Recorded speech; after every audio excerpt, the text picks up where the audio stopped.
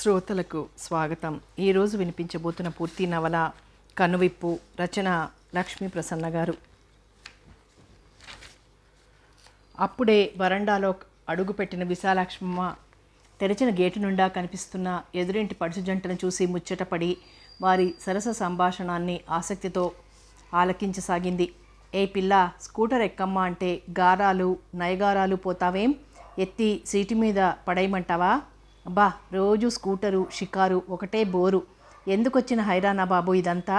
ఎంచక్క ఇంట్లో కూర్చొనో డాబా పైనో హాయిగా కబులు చెప్పుకుంటే పోలా, శ్రమ పెట్రోల్ దండగా రెండు మిగులుతాయి. అబ్బబ్బా, ఈ ఆడవాళ్లతో అన్ని పేచీలే. స్కూటర్ వచ్చేటంత వరకు రాలేదని గోల, వచ్చిన తర్వాత రాలేనని గోల. అది సరే దేవి గారు, మీరింట్లోనే ఉండి గోడలతోనూ వెన్నెలతోనూ గిన్నెలతోనూ కబుర్లు చెప్పుకోండి. నేను అలా జామ్ అంటూ పోయి షాపింగ్ చేసుకొని. ఏమిటి షాపింగా? నేను లేకుండానే ఏం తెచ్చుకుంటారేమిటి అబ్బాయి గారు? షర్టింగ్ క్లాతా, సూటింగ్ క్లాతా? కాదు, చీరలు, రకరకాల చీరలు, ఫ్యాషన్ చీరలు. అయితే కొత్త చీరలు రకరకాల డిజైన్లలో షాప్లోకి వేంచేశాయన్నమాట. ఓహో, అదా అయ్యగారి హుషారు. మరి చెప్పరేం? ఏవండి, నేను వస్తానండి మీతో పాటు బజారుకి, షాపింగ్కి. అబ్బే వద్దండి అమ్మడుగారు, స్కూటర్ మీద బజార్ వెళ్ళటం మహా బోరనుకోండి. అంతేకాదండోయ్, శ్రమ మరియు పెట్రోల్ దండగా. ఏమంటారు? ఆహా, ఏం ఎత్తి పొడుస్తారులేండి. తీసుకెళ్దురు, ఎలాగూ ముస్తాబై ఉన్నా కదా. కూర్చున్నా కానీ త్వరగా పోనీయండి. అవతల చీరలు అయిపోతాయేమో కొట్లో. అదీగాక ఆ ఎదిరింటావిడ లేదు, ఆవిడ మనల్ని వింతగా చూస్తోంది ఇందాకటి నుంచి. ఎవరి పబ్లిక్ సరసాల పక్షులు అన్నట్లుగా. చివరి మాటలు ఆ అమ్మాయి ఎంత చిన్నగా అన్నా విశాలాక్ష్మమ్మకు వినిపించాయి. సన్నగా నవ్వుకుంది తనలో తాను. మరుక్షణంలో బుర్రమని చప్పుడు చేసుకుంటూ స్కూటర్ తుర్రుమంది. ప్రఫుల్ల వదనంతో ఆ జంట వెళ్ళగానే అలాగే చూస్తూ నిల్చుంది విశాలాక్షమ్మ. ఎదురింట్లోకి కొత్తగా వచ్చారా దంపతులు. అతను స్టేట్ బ్యాంక్లో పనిచేస్తున్నాడని పక్కింటి పార్వతమ్మ చెప్పగా వింది తను. టైం ప్రకారం పని, ఆకర్షణీయమైన జీతం, దానికి తోడు కొత్త జీవితం. అందువల్లనో ఏమో ఎప్పుడు చిరునవ్వు చిందే ముఖంతో హుషారుగా ఉంటాడు. ఆ అమ్మాయి కూడా BA చదువుకుందట. చురుకుగా, చలాకీగా ఉంటుంది. విశాలాక్షమమ్మకు వారితో పరిచయమైతే లేదు కానీ సాయంత్రం పూట ఆ జంట కార్యక్రమాన్ని అలబోకగా పరిశీలించడం అలవాటుగా పెట్టుకుంది. అతను సాయంత్రం బ్యాంక్ నుంచి వచ్చే టైంకి అందంగా, ఆకర్షణీయంగా ముస్తాబై కలలు కనే కళ్ళతో ఎదురు చూస్తూ ఉంటుందా అమ్మాయి. కాసేపట్లో అతని స్కూటర్ హుషారుగా ఇంటి ముందాగుతుంది. సంతోషమంతా ముఖం నిండా పులుముకొని హాయ్ అంటే హాయ్ అని పలకరించుకుంటారు. నేటి ఫ్యాషన్కి అనుగుణంగా స్కూటర్ వాకిట్లోనే ఉంచి తాళమేసి ఆమెతో సహా లోనికెడతాడు. 10 నిమిషాలు గడిచేసరికి సరికొత్త ముస్తాబుతో ఆ అమ్మాయితో సహా తిరిగి తయారవుతాడు స్కూటర్ దగ్గరికి. వారిద్దరూ కిలకిలా నవ్వుతూ తుళ్ళుకుంటుంటే చిలకా గోరింకలు పలకరించుకున్నట్లుంటుంది. అతని చేత బతిమాలించుకుని మరీ స్కూటర్ ఎక్కాలని ఆమె సరదా. చివరకు ఆమె చేతే బతిమాలించుకుని స్కూటర్ ఎక్కించుకోవడం అతని చాకచక్యం. అమ్మగారు, అబ్బాయి గారి కోసరమా తమరలా నిల్చుని సూత్తాండారు? వత్తారు లేగండి. అన్నట్టు ఇయాల అన్నంలోకి ఏం కూర చేయమంటారు? రాజమ్మ పిలుపుతో ఈ లోకంలో పడింది. రాజమ్మ ఆ ఇంటిలో వంట మనిషి కాదు, పని మనిషి కూడాను. వంట పని, ఇంటి పని చాలా ఓపిగ్గా చేస్తుంది. పని ఎంత ఎక్కువగా ఉన్నా, ఎంత తొందర పెట్టినా విసుక్కోదు, కసురుకోదు. ఓపిగ్గా చేసుకుపోతూనే ఉంటుంది. చాలా నమ్మకస్తురాలవటం వల్ల, నా అనేవారెవరూ లేకపోవటం వల్ల 24 గంటలు తన దగ్గరే ఉంచుకుంటుంది విశాలాక్షమ్మ. రాజమ్మ తిండి, బట్ట, చిల్లర ఖర్చులు అన్నీ తనే భరిస్తుంది. రాజమ్మ తనకంటే పెద్దదవటం వల్ల ఓ రకమైన అభిమానం కూడా ఉంది విశాలాక్షమ్మకు. అందుకనే రాజమ్మను ఏమే వసే అని పిలవదు. అవును రాజమ్మ, వాడి కోసమే. వాడింకా రాలేదు. ఏ స్నేహితులతో, ఏ కబులతో మునిగిపోయాడో ఏమో. కొడుకు మీద ఆపేక్ష ప్రదర్శించుకుంది. అమ్మగారు, తమరేమనుకోమంటే ఓ చిన్న మాట చెప్పు రాజమ్మ. రాజమ్మ సలహాలు తనకు నచ్చుతాయనే నమ్మకం వెల్లివిరుస్తోంది ఆమె మాటలో. అబ్బాయి గారికో బంగారు బొమ్మలాంటి కోడలి పిల్లని చూసి ముడెట్టేశారనుకోండి, అప్పుడు అబ్బాయి గారు స్నేహితులంటూ బజార్లో ఇంతసేపు తిరుగాడు కొరుగా, కాలేజీ ఒగ్గయ్యగానే ఇంటికి లగెత్తుకొస్తారుగా. అవును రాజమ్మ, నువ్వన్నది అక్షరాల నిజం. దాని సంగతి నేను ఆలోచిస్తా కానీ ఏం కూర చేయమని కదూ అడిగావు? ఉల్లిపాయ ముక్కలు బాగా వేసి కాకరకాయ ముక్కలు కోసి నూనెలో ఎర్రగా వేయించు. రఘుకు ఆ కూరంటే ప్రాణం. తన ఆలోచనలకి అంతరాయం కలగకూడదు అన్నట్లుగా రాజమ్మకు పని పురమాయించింది విశాలాక్షమ్మ. అలాగే అమ్మగారు, సిటికలో చేసేస్తాను. రాజమ్మ వంటింట్లోకి నిష్క్రమించింది. అక్కడున్న వాలు కుర్చీలోకి మేను చేరవేసింది విశాలక్షమ్మ. అవును, రఘు ఈ మధ్య కాలేజీ నుంచి నేరుగా ఇంటికి రావటం లేదు. స్నేహితులతో కబుర్లు షికార్లతో కొంతసేపు గడిపి సాయంత్రం 6-7 కానీ కొంపకు చేరటం లేదు. తన రఘుకి ఏం తక్కువ, చక్కగా ఉంటాడు. పచ్చని పసిమిఛాయితో, తగినంత ఎత్తు, దానికి తగిన లావు, ఉంగరాల జుట్టుతో, కొనదేలిన ముక్కుతో, మెరిసే కళ్ళతో చూపరులను ఆకట్టుకుంటాడు. తండ్రి పోయిన తర్వాత కూడా ఏ లోటు రానియకుండా పెంచింది తను. శ్రద్ధగా చదివి ఎంఎస్సి పాస్ అయి కాలేజీ లెక్చరర్ ఉద్యోగం సంపాదించుకున్నాడు ఈ గుంటూరు పట్టణంలో. వాడి సౌఖ్యం కోసమేగా వసతి గల ఈ ఇల్లు బ్రాడీపేటలో 4వ లైనులో 13వ అడ్డరోడ్డు సందులో తను తీసుకుంది. తనకు ఉంది, బాగా చదువుకున్నది, చిదిమి దీపం పెట్టుకునేటంత అందం గల చిన్నది కోడలుగా రావాలని. సంబంధాలు నలుమూలల నుంచి కోకొల్లలుగా వస్తున్నాయి. లక్షణమైన సంబంధం ఒకటి చూసి రఘునో ఇంటివాణ్ణి చేసి వాడిక పనికిరాని స్నేహితులతో బాతాకాని అనవసరం అనిపించాలి. రాజమ్మ అన్నట్లుగా కాలేజీ వదలంగానే ఎక్కడా నా పెళ్ళాం ఎక్కడా అంటూ పరిగెత్తుకుంటూ రాడు. వాళ్ళిద్దరూ హాయిగా సంతోషంగా కబులు చెప్పుకుంటుంటే ఇందాకటి నవదంపతుల మాదిరిగా తను కొనివ్వబోయే మోటార్ వాహనం మీద రోజూ సరదాగా షికారుకో సినిమాకో బజారుకో వెళ్ళొస్తుంటే తన హృదయం ఆనందంతో పొంగిపోదు. కానీ రఘు ఈ విషయాన్ని అంత గట్టిగా పట్టించుకున్నట్లు కనిపించటం లేదు. ఏరా నాయనా, ఎప్పుడు ఈ ఇంట్లోకి కోడలిపిల్ల అడుగు పెట్టేది అంటే చిరునవ్వుతో కొట్టిపారేస్తూ ఉంటాడు. ఇప్పుడేం తొందరలే అమ్మా నా పెళ్ళికి అంటూ. వాడి తలకాయ పిచ్చివెదవ, అన్నింటికీ సిగ్గు మొహమాటమోను. 25 దాటాయి కదా, పెళ్ళికి తొందర ఇప్పుడు కాకపోతే వాడు ముసలివాడయ్యాకనా? అదేం కుదరదు. ఇవాళ రఘు రాగానే అమీ తుమ్మి తేల్చేయాలి. పెళ్ళిళ్ళ పేరయ్య గారు రోజు పనిగట్టుకొని మరీ తన ఇంటికొచ్చి ఓ సుదీర్ఘమైన సంబంధాల జాబితా ఇచ్చిపోతూనే ఉన్నారు. వచ్చినప్పుడల్లా ఓ మరచెంబు కాఫీ సేవిస్తూ వాటిలో 4-5 సంబంధాలు మెరికల్లాంటివి ఉన్నాయి. 4గింటిలోనూ పిల్ల పసిడి బొమ్మేనట, విద్యాధికురాలేనట, సకల సద్గుణవతట. ఇంకా కావాల్సిందేముంది? ఎన్నిక చేసుకోవటం మినహా. రఘు ఎప్పట్లా తేలిగ్గా తీసేస్తే ఇవాళ తనూరుకోదలుచుకోలేదు. వాడు రాగానే ఆశ్చర్యంలో మునిగేటట్లుగా, ఒరే అబ్బాయి రఘు, నే వెళ్ళిపోతున్నారా ఇంట్లోంచి అంటుంది తను, ముఖంలో కోపమంతా ముప్పిరుగొనగా. ఏమిటమ్మా, ఏమైంది? నేనేమైనా తప్పుగా ప్రవర్తించానా అంటూ ఇదైపోతాడు రఘు. అసలే మెత్తటి హృదయం కల మనిషివాడు. కాకా అంటుంది తను ఇంకా బింకాన్ని ప్రదర్శిస్తూ.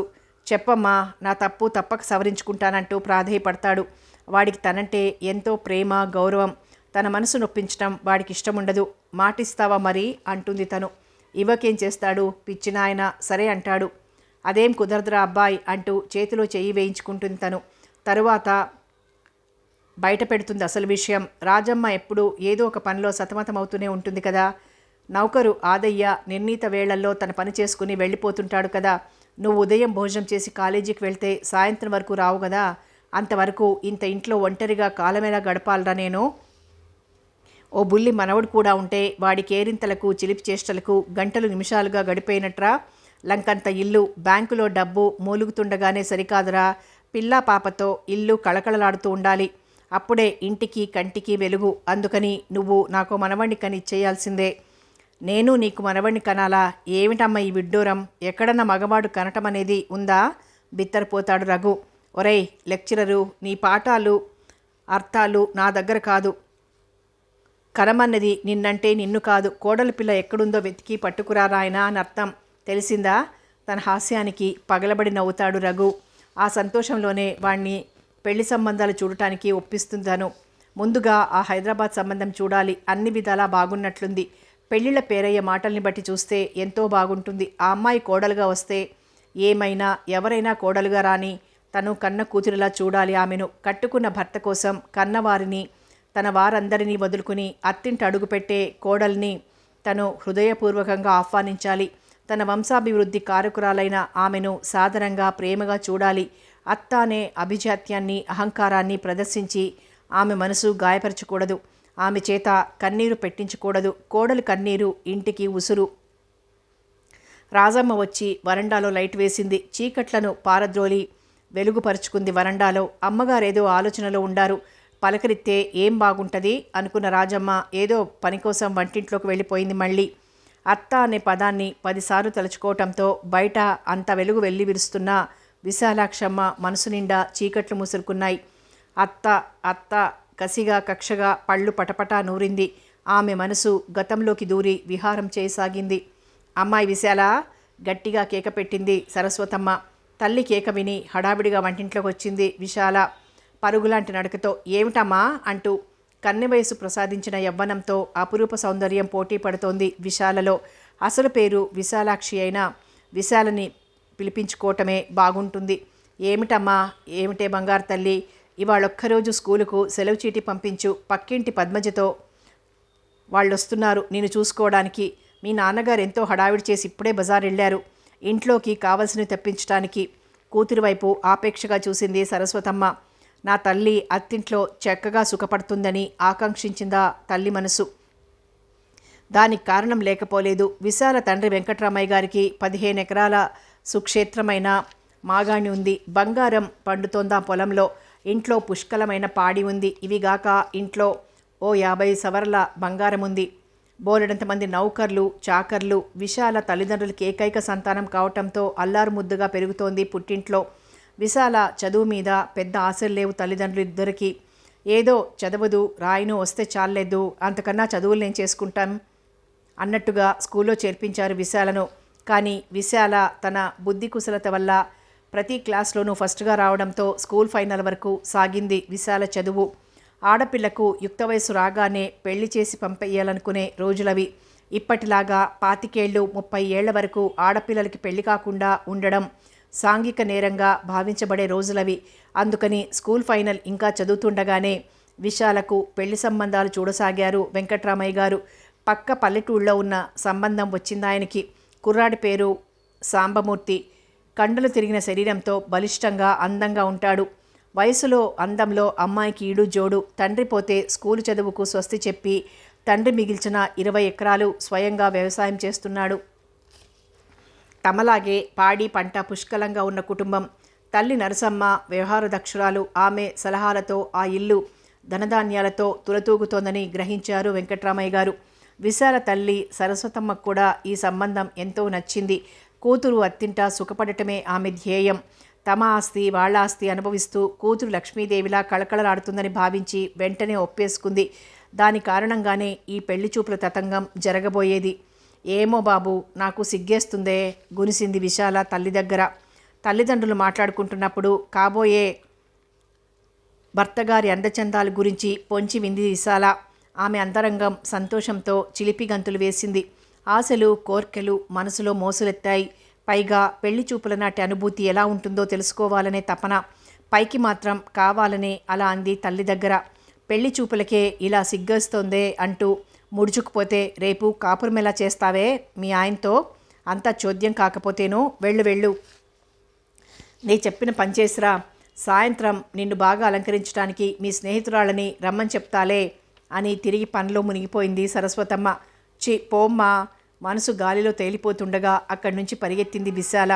విశాలను అతిలోక సుందరిలా అలంకరించారు సాయంత్రం స్నేహితురాండ్రు. ఇంట్లో 4 రకాల తీపి కారాలు చేయించింది సరస్వతమ్మ. సరిగ్గా 4 అవ్వగానే ఎడ్లబండిలో దిగారు కాబోయే బియ్యాలవారు. ఎదురు వెళ్ళి నరసమ్మ సాంబమూర్తులను సాదరంగా సగౌరవంగా లోనికి తీసుకొచ్చారు వెంకట్రామయ్య సరస్వతమ్మలు. ఇక పాలేళ్ల హడావిడి అంతా ఇంతా కాదు. వియ్యాల వారికి కాళ్ళు కడుక్కోవటానికి నీళ్ళందియటం, తువాళ్ళందివ్వటం, వంటింట్లో నట్టింట్లో మంచాలు వాల్చి తెల్లటి దుప్పట్లు పరచటం, కుర్చీలు అటు ఇటు సర్ది వియ్యాల వారికి ఏ లోటు జరగకుండా చూడటం వారి పనులు. పెళ్లి చూపులు సక్రమంగా సలక్షణంగా జరిగిపోయాయి. సాంబమూర్తిని విశాల క్రీగంట చూసి సిగ్గుతో సంతోషంతో తలమునకలైపోయింది. సాంబమూర్తి విశాల జగన్మోహన సౌందర్యాన్ని చూసి మేను మర్చిపోయాడు. సరస్వతమ్మ వెంకట్రామయ్యలే ఎక్కువగా నరసమ్మతో అవి ఇవి మాట్లాడారు. నరసమ్మ మాత్రం బింకంగా ఉండి ఊ అంటూ వింటూ కూర్చుంది. వియ్యపురాలిక మాత్రం బెట్టు సహజమని సరిపుచ్చుకున్నారు సరస్వతమ్మ వెంకట్రామయ్యలు. పిల్లవాడి అంగీకారం క్షణాలలో లభించడంతో కట్నాలు లాంఛనాలు కూడా నిర్ణయించబడ్డాయి. ఈ కట్నాలు లాంఛనాలు మొక్కుబడికే గాని వదినా, రేపు ఈ ఆస్తంతా దానికేగా, అల్లుడికేగా అని సరస్వతమ్మ అనగానే నరసమ్మ ముఖం వికసించింది. మరో వారం తిరిగేసరికల్లా ఆకాశమంత పందిరి భూదేవంత అరుగేసి పరమ వైభవంగా జరిగిపోయింది విశాల వివాహం. ఆపోసన కార్యక్రమం కూడా అత్యంత వైభవంగా జరిపించారు విశాల తల్లిదండ్రులు. అత్తవారింటికి పంపిస్తూ విశాలకి ఎలా మసులుకోవాలో చెప్పి, నరసమ్మతో మా అమ్మాయిని మీ చేతుల్లో పెడుతున్నాం, ఎలా చూసుకుంటారో ఏమో, అంతా మీ దయ అంటూ ప్రాధేయపడ్డారు. నరసమ్మ ఏం పర్వాలేదన్నట్లుగా భావయుక్తంగా నవ్వింది. తృప్తిగా నిట్టూర్చారు విశాల తల్లిదండ్రులు. విశాల మనసులో లేదు. కొత్త జీవితం, కొత్త అనుభవాలు, గిలిగింతలు, పులకింతలు. అబ్బా ఎంత మధురం వివాహ జీవితం. ఆయన ఎంత మంచివారు, ఎంత కొంటెవారో కూడాను. అత్తగారు కూడా ఎంత మంచివారు. అంతవరకు నోరు మెదిపి ఒక్క మాటన అన్నారు కాదు. అత్తింటి అడుగుపెట్టిన విశాల తన జీవితం స్వర్గతుల్యమే అనుకుని మురిసిపోయింది. మధురోహలతో పరవశించిపోయింది. భగవాన్ నాకింకేమీ వద్దు, ఈ జీవితం చాలనుకుని తృప్తి పడిపోయింది. నరసమ్మ కొత్త కోడలు ఎలా ఉంటుందో చూద్దామనుకుంటూ అమ్మలక్కలంతా బిలబిల్లాడుతూ వచ్చారు. అప్పుడు ఉదయం 7 గంటలైంది. సాంబమూర్తి అప్పటికే పొలానికి వెళ్ళిపోయాడు. ఎడ్లబండిని తోలుకుని స్నానం చేసి జడ వేసుకుని బొట్టు పెట్టుకుని తల్లో మందార పువ్వు తురుముకుంది. నీ కోడలకేమమ్మా నరసమ్మ, కుందనపు బొమ్మైతేనో అంటూ ప్రశంసించారందరూ. నరసమ్మ ఏమీ మాట్లాడలేదు. కొన్ని క్షణాలు విశాలని ఇంకా తరివితీరా చూసి వెళ్ళిపోయారు. ఏమేవ్ ఎక్కడ చచ్చావు అన్న అత్తగారి గావుకేక విని పని మనిషి ఆలస్యంగా వచ్చినందుకు మందలిస్తోంది కాబోలని ఇంట్లో మంచం మీదే కూర్చుండిపోయింది విశాల. ఆమె మనసు నిండా సాంబమూర్తి చిలిపి చేష్టల మీద ఆలోచనలే. దబదబమంటూ నడిచి వస్తున్న అడుగుల చప్పుడు విని చటుక్కున తల తిప్పి చూసింది. అంతే, నిర్ఘాంతపోయింది విశాల. అయితే ఇందాక అత్తగారన్న మాటలు తననుద్దేశించి అన్నవేనన్నమాట. ఏమేవ్ ఎక్కడ చచ్చావు? ఎంత కఠినంగా పరుషంగా మాట్లాడింది అత్తగారు. ఇంతవరకు తను పుట్టింట్లో వీసమెత్తు మాట కూడా పడలేదు. తల్లిదండ్రులతో సరికదా తనను అపరంజి బొమ్మలా పెంచారు. అసలు అత్తగారికి తన మీద ఆగ్రహం ఎందుకొచ్చింది? ఏమిటి ఉగ్ర నరసింహావతారంతో చీపురు కట్ట పుచ్చుకొని నిలబడింది? తనేం తప్పు చేసిందని మనసులో నుంచి ఊపికి వస్తున్న దుఃఖాన్ని అసహాయంగా అణుచుకొని లేచి నిల్చుని ఎలాగో గొంతు పెగుల్చుకుని, ఏమిటత్తగారు నేనేం తప్పు చేశాను అంది విశాల అమాయకంగా ముఖం పెట్టి. ఏం చేశానని ఎదురు మాట్లాడుతున్నావుటే? ఇంకా నువ్వేం చేశావో నీకు తెలియకుండానే ఉందటే సిబ్బిముఖం నువ్వును. విశాల మనసు మూగగా రోధించింది. అమ్మలక్కలకు తను కుందనపు బొమ్మ, అత్తగారికి మాత్రం అట్ల సిబ్బిముఖం. అదలా ఉంచి నీకు తెలియదా నువ్వేం చేశావో అంటుందేమిటి? మీరేమంటున్నారో తెలియటం లేదత్తగారు అంది విశాల బిక్కుబిక్కుమంటూ. తెలియదు. పుట్టింట్లో సరిగ్గా నేర్పితేనేగా తెలియటానికి. మా బాగా ఉందమ్మా తల్లి పెంపకం. ఈ పిల్ల తీరును ఏదో పని చెయ్యాలని ఆవిడ ఉద్దేశం అయ్యుంటుందని ఊహించింది విశాల. దానికింత రాద్ధాంతం ఎందుకు? చెయ్యి అని చెప్తే తను చెయ్యనని ఏమీ అనలేదుగా అని మనసులో అనుకున్నది విశాల. ఏ పని చెయ్యాలో చెప్పండి అత్తగారు, చేస్తాను. ఇంత మాత్రానికే మా అమ్మ మాట ఎందుకు లేండి అంది బయటికి. అంటాను. మీ అమ్మనే కాదు, అవసరమైతే మీ అబ్బను కూడా అంటాను. నువ్వు చేసే పనులకు ఇంకా వదిలిపెడతాననుకుంటున్నావేమిటి? అసలు ఇప్పుడు ఎంతైందంట? సూర్యుడు బారుడు పైకొచ్చాడు కదా. సింగారించుకుని ఇంట్లో మంచం మీద కూర్చుని కులుగుదామనుకున్నావా? చీపురు తీసుకుని ఇల్లు వాకిళ్ళు ఊడవాలని తెలియదు తర్జనితో బెదిరిస్తూ అంది నరసమ్మ. పని మనుషులు లేరా అత్తగారు అంది మెల్లగా. ఉంటారు. ఇది మీ పుట్టిల్లు కాదు, అడుగడుకు పని మనుషులుంటానికి. మీ ఇంట్లోలా పని మనుషుల్ని నౌకర్లని పెట్టుకుంటే ఇక చిప్ప చేతికొచ్చినట్లే. ఇన్నాళ్ల నుంచి ఈ పనులన్నీ నేనే చేసుకుంటున్నాను. కోడల్ని తెచ్చుకున్న తర్వాత నాకేం కర్మ?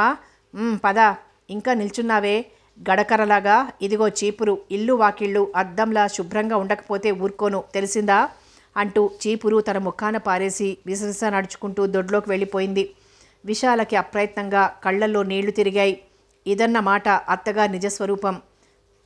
ఆమె ఇంతకుముందు పాటించిన మౌనానికి అంతరార్థం ఇదన్నమాట. సరే, తప్పేదేముంది? అత్తవారింటికి వచ్చిన కొత్త కోడలు చెయ్యనని అలవాటు లేదని అంటానికి ఎలా వీలవుతుంది అని తర్కించుకున్న విశాల పైట కొంగుతో కళ్ళు తుడుచుకుని చీపురు తీసుకుని వాకిట్లోకి నీరసంగా నడిచింది. ఎండలో తను వాకిలి ఉడుస్తుంటే పక్కింటి ఆడవాళ్ళు ఒకరిద్దరు అనుకునే మాటలు అప్రయత్నంగానే చెవిన పడ్డాయి విశాలకు. చూడవే, ఆ అత్త కొత్త కోడలతో అప్పుడే ఎలా పని చేయిస్తోందో అని ఒక ఆమె అంటే, ఇంకో ఆమె ఏమిటో పాపం సుకుమారిలా ఉందా అమ్మాయి, ఈ రాక్షస్ చేతుల్లో ఏమవుతుందో ఏమో, అయినా మనకెందుకులే, ఆ దెయ్యం విందంటే ఇంత నోరేసుకుని మరీ పడుతుంది అంటూ నూతిలో చేదవేసి నీళ్లు తుడుకోసాగింది. వాకిలి ఊడుస్తున్న విశాలక ఆ మాటలతో నవనాడులు కుంగిపోయాయి. పులిగుహలో జొరపడ్డ మేకపల్లె మేకపిల్ల చందమైందన్నమాట తన బ్రతుకు. మరి తన తల్లిదండ్రులకి ఈమె గుణం ముందే తెలియదా? తెలిసుండదు. తెలిస్తే చూస్తూ చూస్తూ ఇలాంటి చోట పడేస్తారా తనను? ఒళ్ళంతా నిస్సత్తువ ఆవహించగా యాంత్రికంగా ఊడవసాగింది విశాల. ఏం మహారాణి, ఇంకా వాకిలి ఊడవటమే కాలేదన్నమాట. ఇలా అయితే ఇల్లు వాకిళ్ళు ఊడవటానికి నీకు 2 రోజులు కావాలా? నరసమ్మ వ్యంగ్యోక్తులకు విశాల ముఖం చిన్నబోయింది. ఏమనలేక ఇంకా వేగంగా ఊడవసాగింది. మొత్తం ఊడు, వాకిట్లో నీళ్లు చల్లి ముగ్గు వేసే వరకు ఎన్నోసార్లు సూటిపోట్టి మాటలతో అదిలించింది నరసమ్మ. పైగా చివర్లో నీలాంటి కోడలుంటే చాలు, పొద్దెక్కిన తర్వాత కానీ నరసమ్మకు వాకిలు ఊడ్పించి నీళ్లు చల్లించి ముగ్గు వేయించటం రాదని నిందమోపి చావాల్సిందే నేను అంది గట్టిగా. ఆమె అనే మాటలు ఎదురింటి గుమ్మంలో కూర్చున్న మరో అత్తగారు వినాలని ఆమె తాపత్రయం. అలవాట్లేని ఆపోసనం అవటం వల్ల విశాలకు నడుమంతా నెప్పి పుట్టి పట్టేసినట్లయింది. చేతివేళ్ల నరాలు పీకుతున్నట్లుగా బాధగా ఉన్నాయి. అప్పటికి టైం 8 అయింది. కాఫీ పలహారాలు జాడే ఉన్నట్లు లేదింట్లో. ఇదే పుట్టింట్లో అయితే ఈ పాటికి సుష్టుగా టిఫిన్ పెట్టేదమ్మ. గ్లాసుడు చిక్కటి కాఫీ కలిపిచ్చి, చాలా ఇంకా కావాలా విశాల తల్లి అనేది. కాఫీ కావాలి, టిఫిన్ కావాలి అని అత్తగారిని ఎలా అడగగలదు? అందుకని ఆకలి కడుపుతో అలాగే కూర్చుండిపోయింది నట్టింట్లో. ఏం పాపం, అలుపొచ్చిందా? ఇదిగో కాఫీ కలుపుకొచ్చాను, సేవించు పాపం అంటూ ఓ చిన్న గ్లాసు విశాల ముందు నేలకేసి టకీమని కొట్టినట్లు పెట్టింది. దానిలో ఎక్కడో అడుగు బాగాన ఓ 2 గుక్కల కాఫీ ఉంటుందేమో. తను మాత్రం ఓ దెయ్యపు గ్లాసు అంచుల వరకు కాఫీ పోసుకుని చిద్విలాసంగా పీలుస్తూ తాగసాగింది. చివ్వున కళ్లల్లో నీళ్లు తిరిగాయి మళ్ళీ విశాలకు. అది అత్త గమనిస్తే ఇంకెంత గొడవవుతుందోనని తలదించుకునే ఆ చాలని కాఫీ తాగేసింది. పొద్దున్నే వెళ్ళిన కొడుకు రహస్యంగా దిబ్బరొట్టి పట్లం కట్టించిందని, ఇందాక తన్ని అమ్మలక్కలు పరామర్శిస్తున్నప్పుడు అత్త ఆ మిగిలిన పెద్ద ముక్క కాస్త మింగేసిందని విశాలకేం తెలుసు పాపం. గటగట కాఫీ తాగావుగా, ఇంకా ఏడుపు ముఖమెందుకు? పద పద, దొడ్లో అంట్లు అట్టాగే ఉండిపోయినాయి.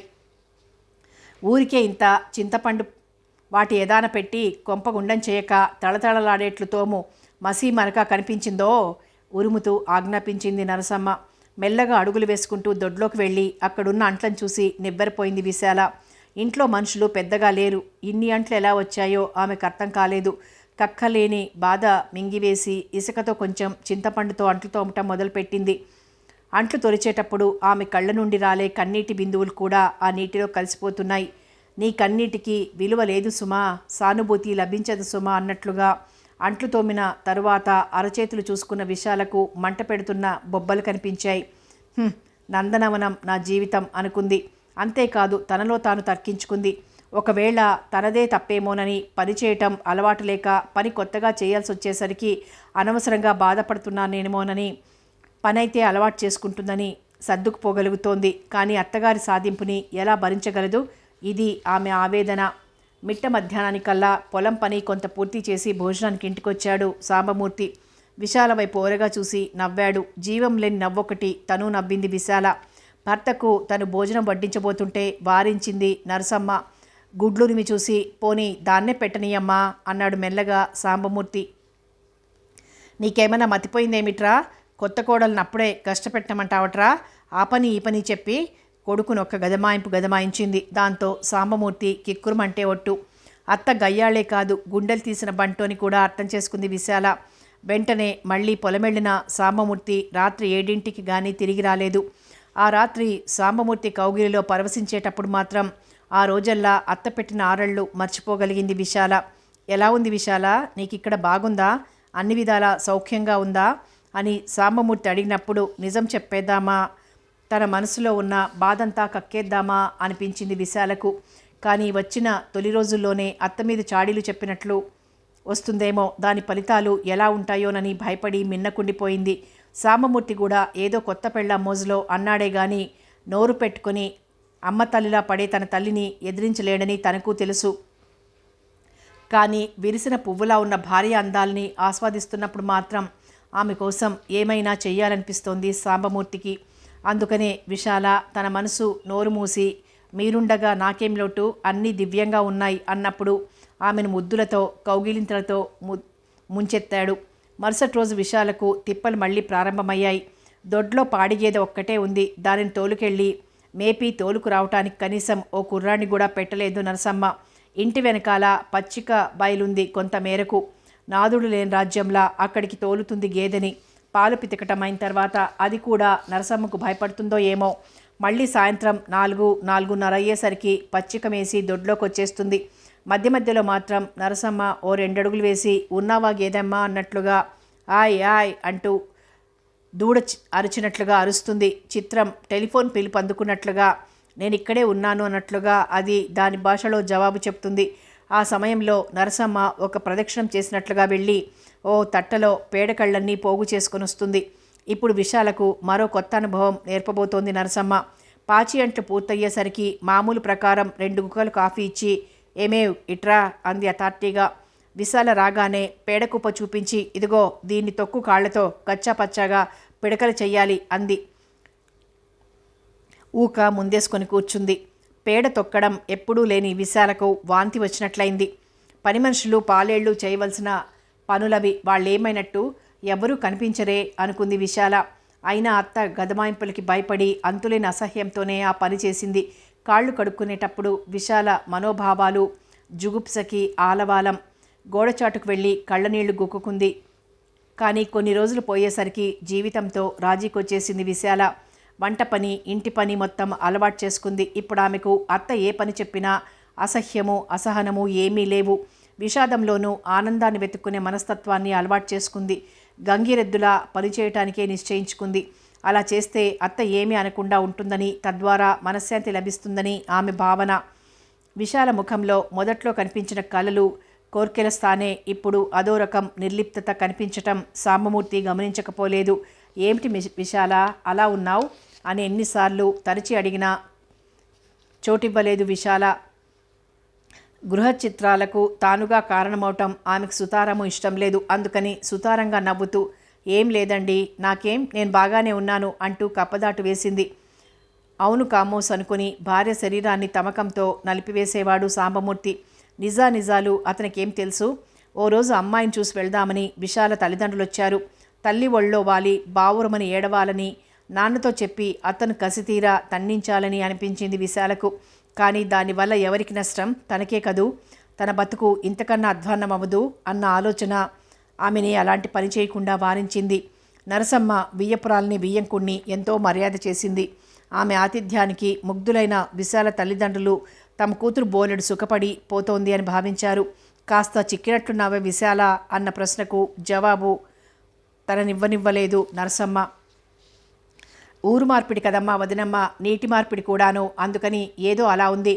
ఈ నీళ్లు పడి ఓ 4 రోజులు పోని ఇంకా ఒళ్ళు చేసి నవనవలాడిపోతుందనుకో అంటూ సర్దేసింది. ప్రస్తుతం దగ్గరలో పండగలేమీ లేవు కదా, అమ్మాయినో 4 రోజులు పంపుతారా? ఉంచుకొని పంపుతాం అంటే చాకచక్యంగా కాదనేసింది నరసమ్మ. అప్పుడే తీసుకెళ్తానంటే ఎలాగమ్మా? పని పాటలు బాగా చేస్తుండగాను, అదీగాక వాడికిప్పుడు రావడానికి పొలం పనుల్లో తీరుబాటు లేదు. ఇది లేకుండా వాడు క్షణం సేపు ఉండడు. ఏదో అనుకున్నాను కానీ వదినా, మీ అమ్మాయి మొత్తానికి మా అబ్బాయిని కొంగున మూడేసుకుందనుకో. ఆ మాటలకి తృప్తిపడి విశాల తల్లిదండ్రులిరువురూ వెళ్ళిపోయారు. అత్తగారు చెప్పినట్లు తూచా తప్పకుండా నడుచుకో అని చెప్పి. కోడలు పనిపాటలన్నీ క్షుణ్ణంగా నేర్చుకుని ఓర్పుతో చేసుకుపోవటంలో నరసమ్మ ఇరకాటంలో పడింది. గబుక్కున ఏ మాట జారదామన్నా వీల్లేకుండా ఉందామెకు. కానీ తిరిగే కాలు తిట్టే నోరు ఊరుకోవటమా? నరసమ్మ రెండో రకానికి చెందింది. అసలు నరసమ్మ బ్రతుకంతా ఒకరిని తిట్టడంలోనే గడిచిపోయింది. యుక్త వయస్సు వచ్చిన దగ్గర నుంచి మొగుడు బతికున్న రోజుల్లో ఆయన్ని తెగతిట్టి గంపరాకాసి అన్న బిరుదును సంపాదించింది. ఆయన హరి అన్న తర్వాత పాలేళ్లను తిట్టడం మొదలుపెట్టింది. ఆమె ధాటికి పడలేక పాలేళ్ళు ఇంటికి మాత్రం రామని మొరాయించారు. కానీ పాలేళ్ళు లేకపోతే పొలం పనులన్నీ మొండిన పడతాయి. అందుకని సాంబమూర్తి తల్లి మనసు నొప్పించకుండా పాలేళ్లను పోగొట్టుకోకుండా ఇంటి దగ్గరలో వేరే పాక వేయించాడు. పాలేళ్లంతా అక్కడికే వచ్చి ఎడ్లను తోలుకెళ్లటం, బండి కట్టుకోవటం లాంటి పనులు చేస్తుంటారు. సాధారణంగా పాలేళ్లకు యజమాని ఇంటి దగ్గర అన్నం పెట్టడం రివాజు.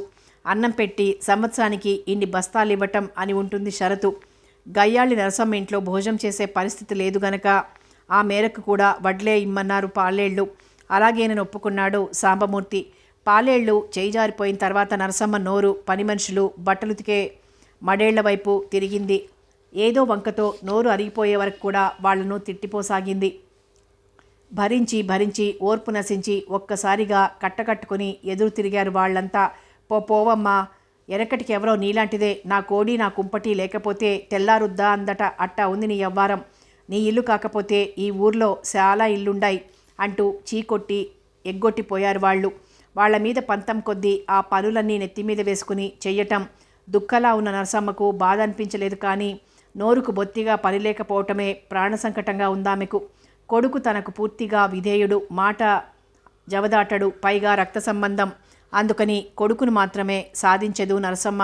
ఇలా నరసమ్మ ప్రాణం తిట్లదాహంతో తప్పించిపోతున్న సమయంలో విశాల కోడలుగా అడుగుపెట్టడం పండగలా అనిపించింది నరసమ్మకు.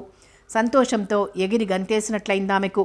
అత్త కోడల్ని బాధించడం, సాధించడం, రాచి రంపాన పెట్టడం జన్మహక్కని నరసమ్మ ఉద్దేశం. తన అత్త తను కాపురానికి వచ్చిన మొదటి రోజుల్లోనే బాల్చి తన్నయ్య బట్టి కానీ లేకపోతే తనను మాత్రం చంపుకు తిని ఉండేది కదూ.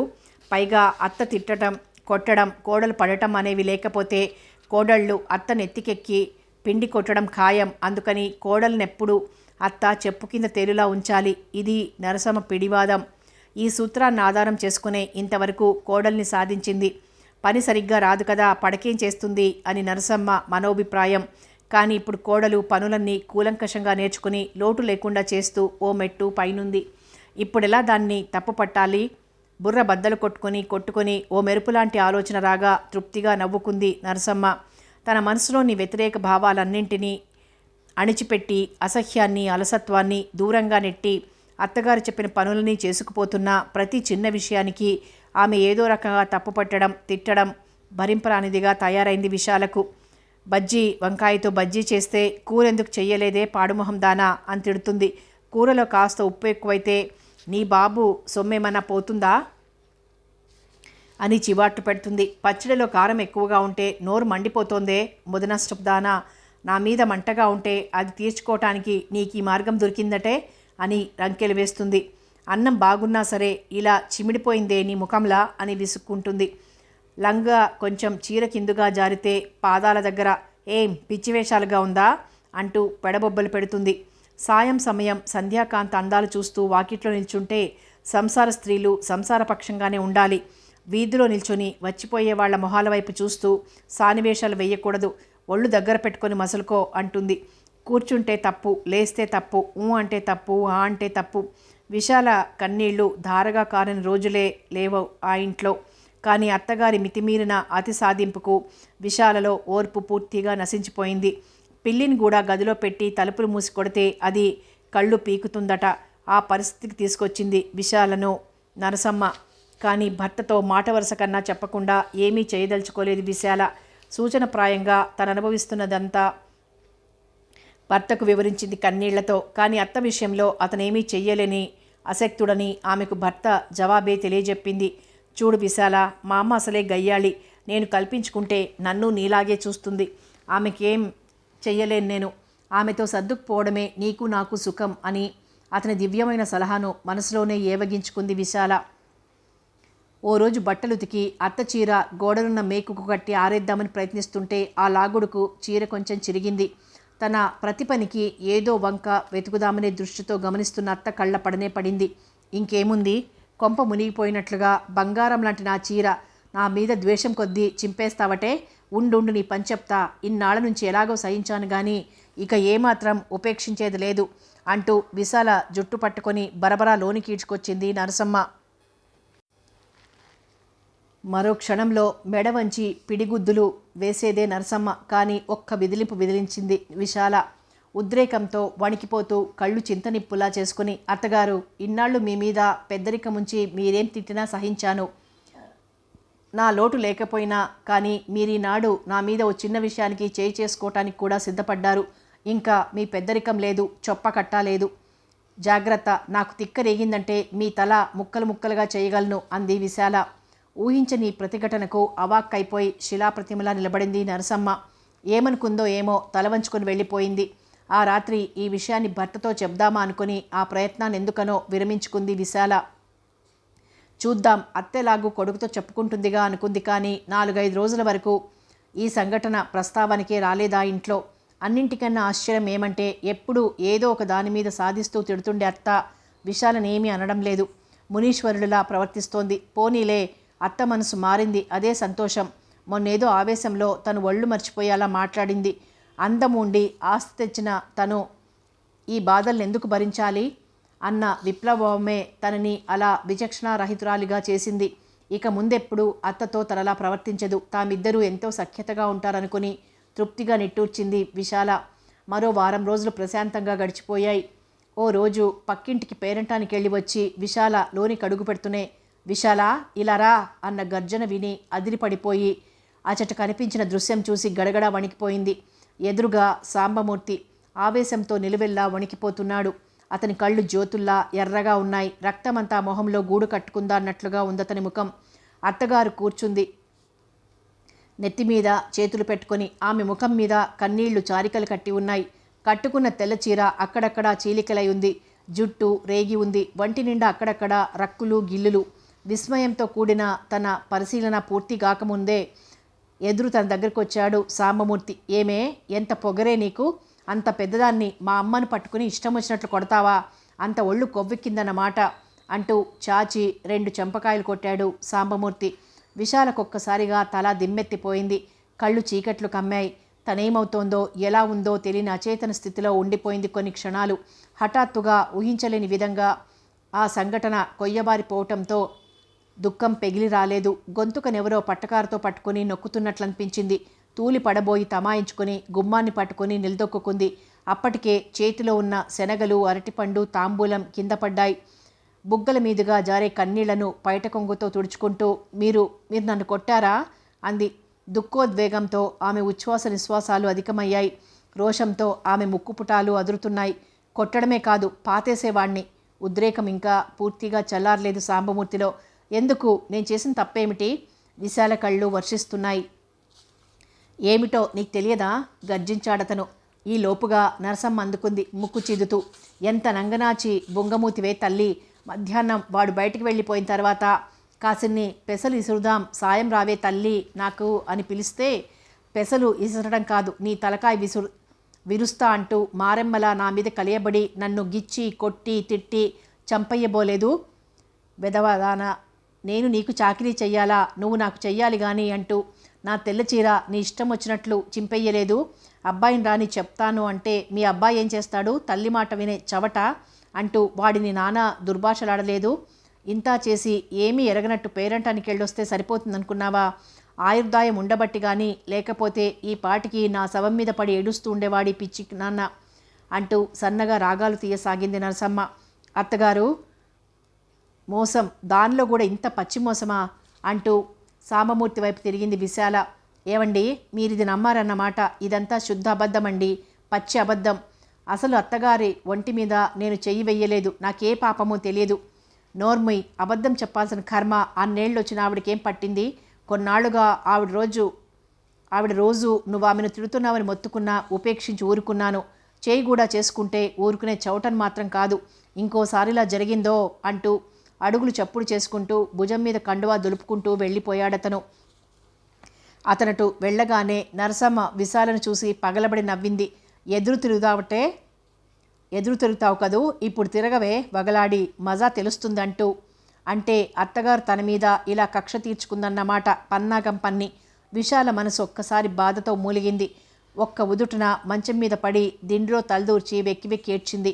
ఆమెకేమి అపకారం చేసిందని ఇలా కాల్చుకు తింటోంది అత్తగారు? ఎందుకు ఆమెకు తన మీద అంత బద్ధ విరోధం?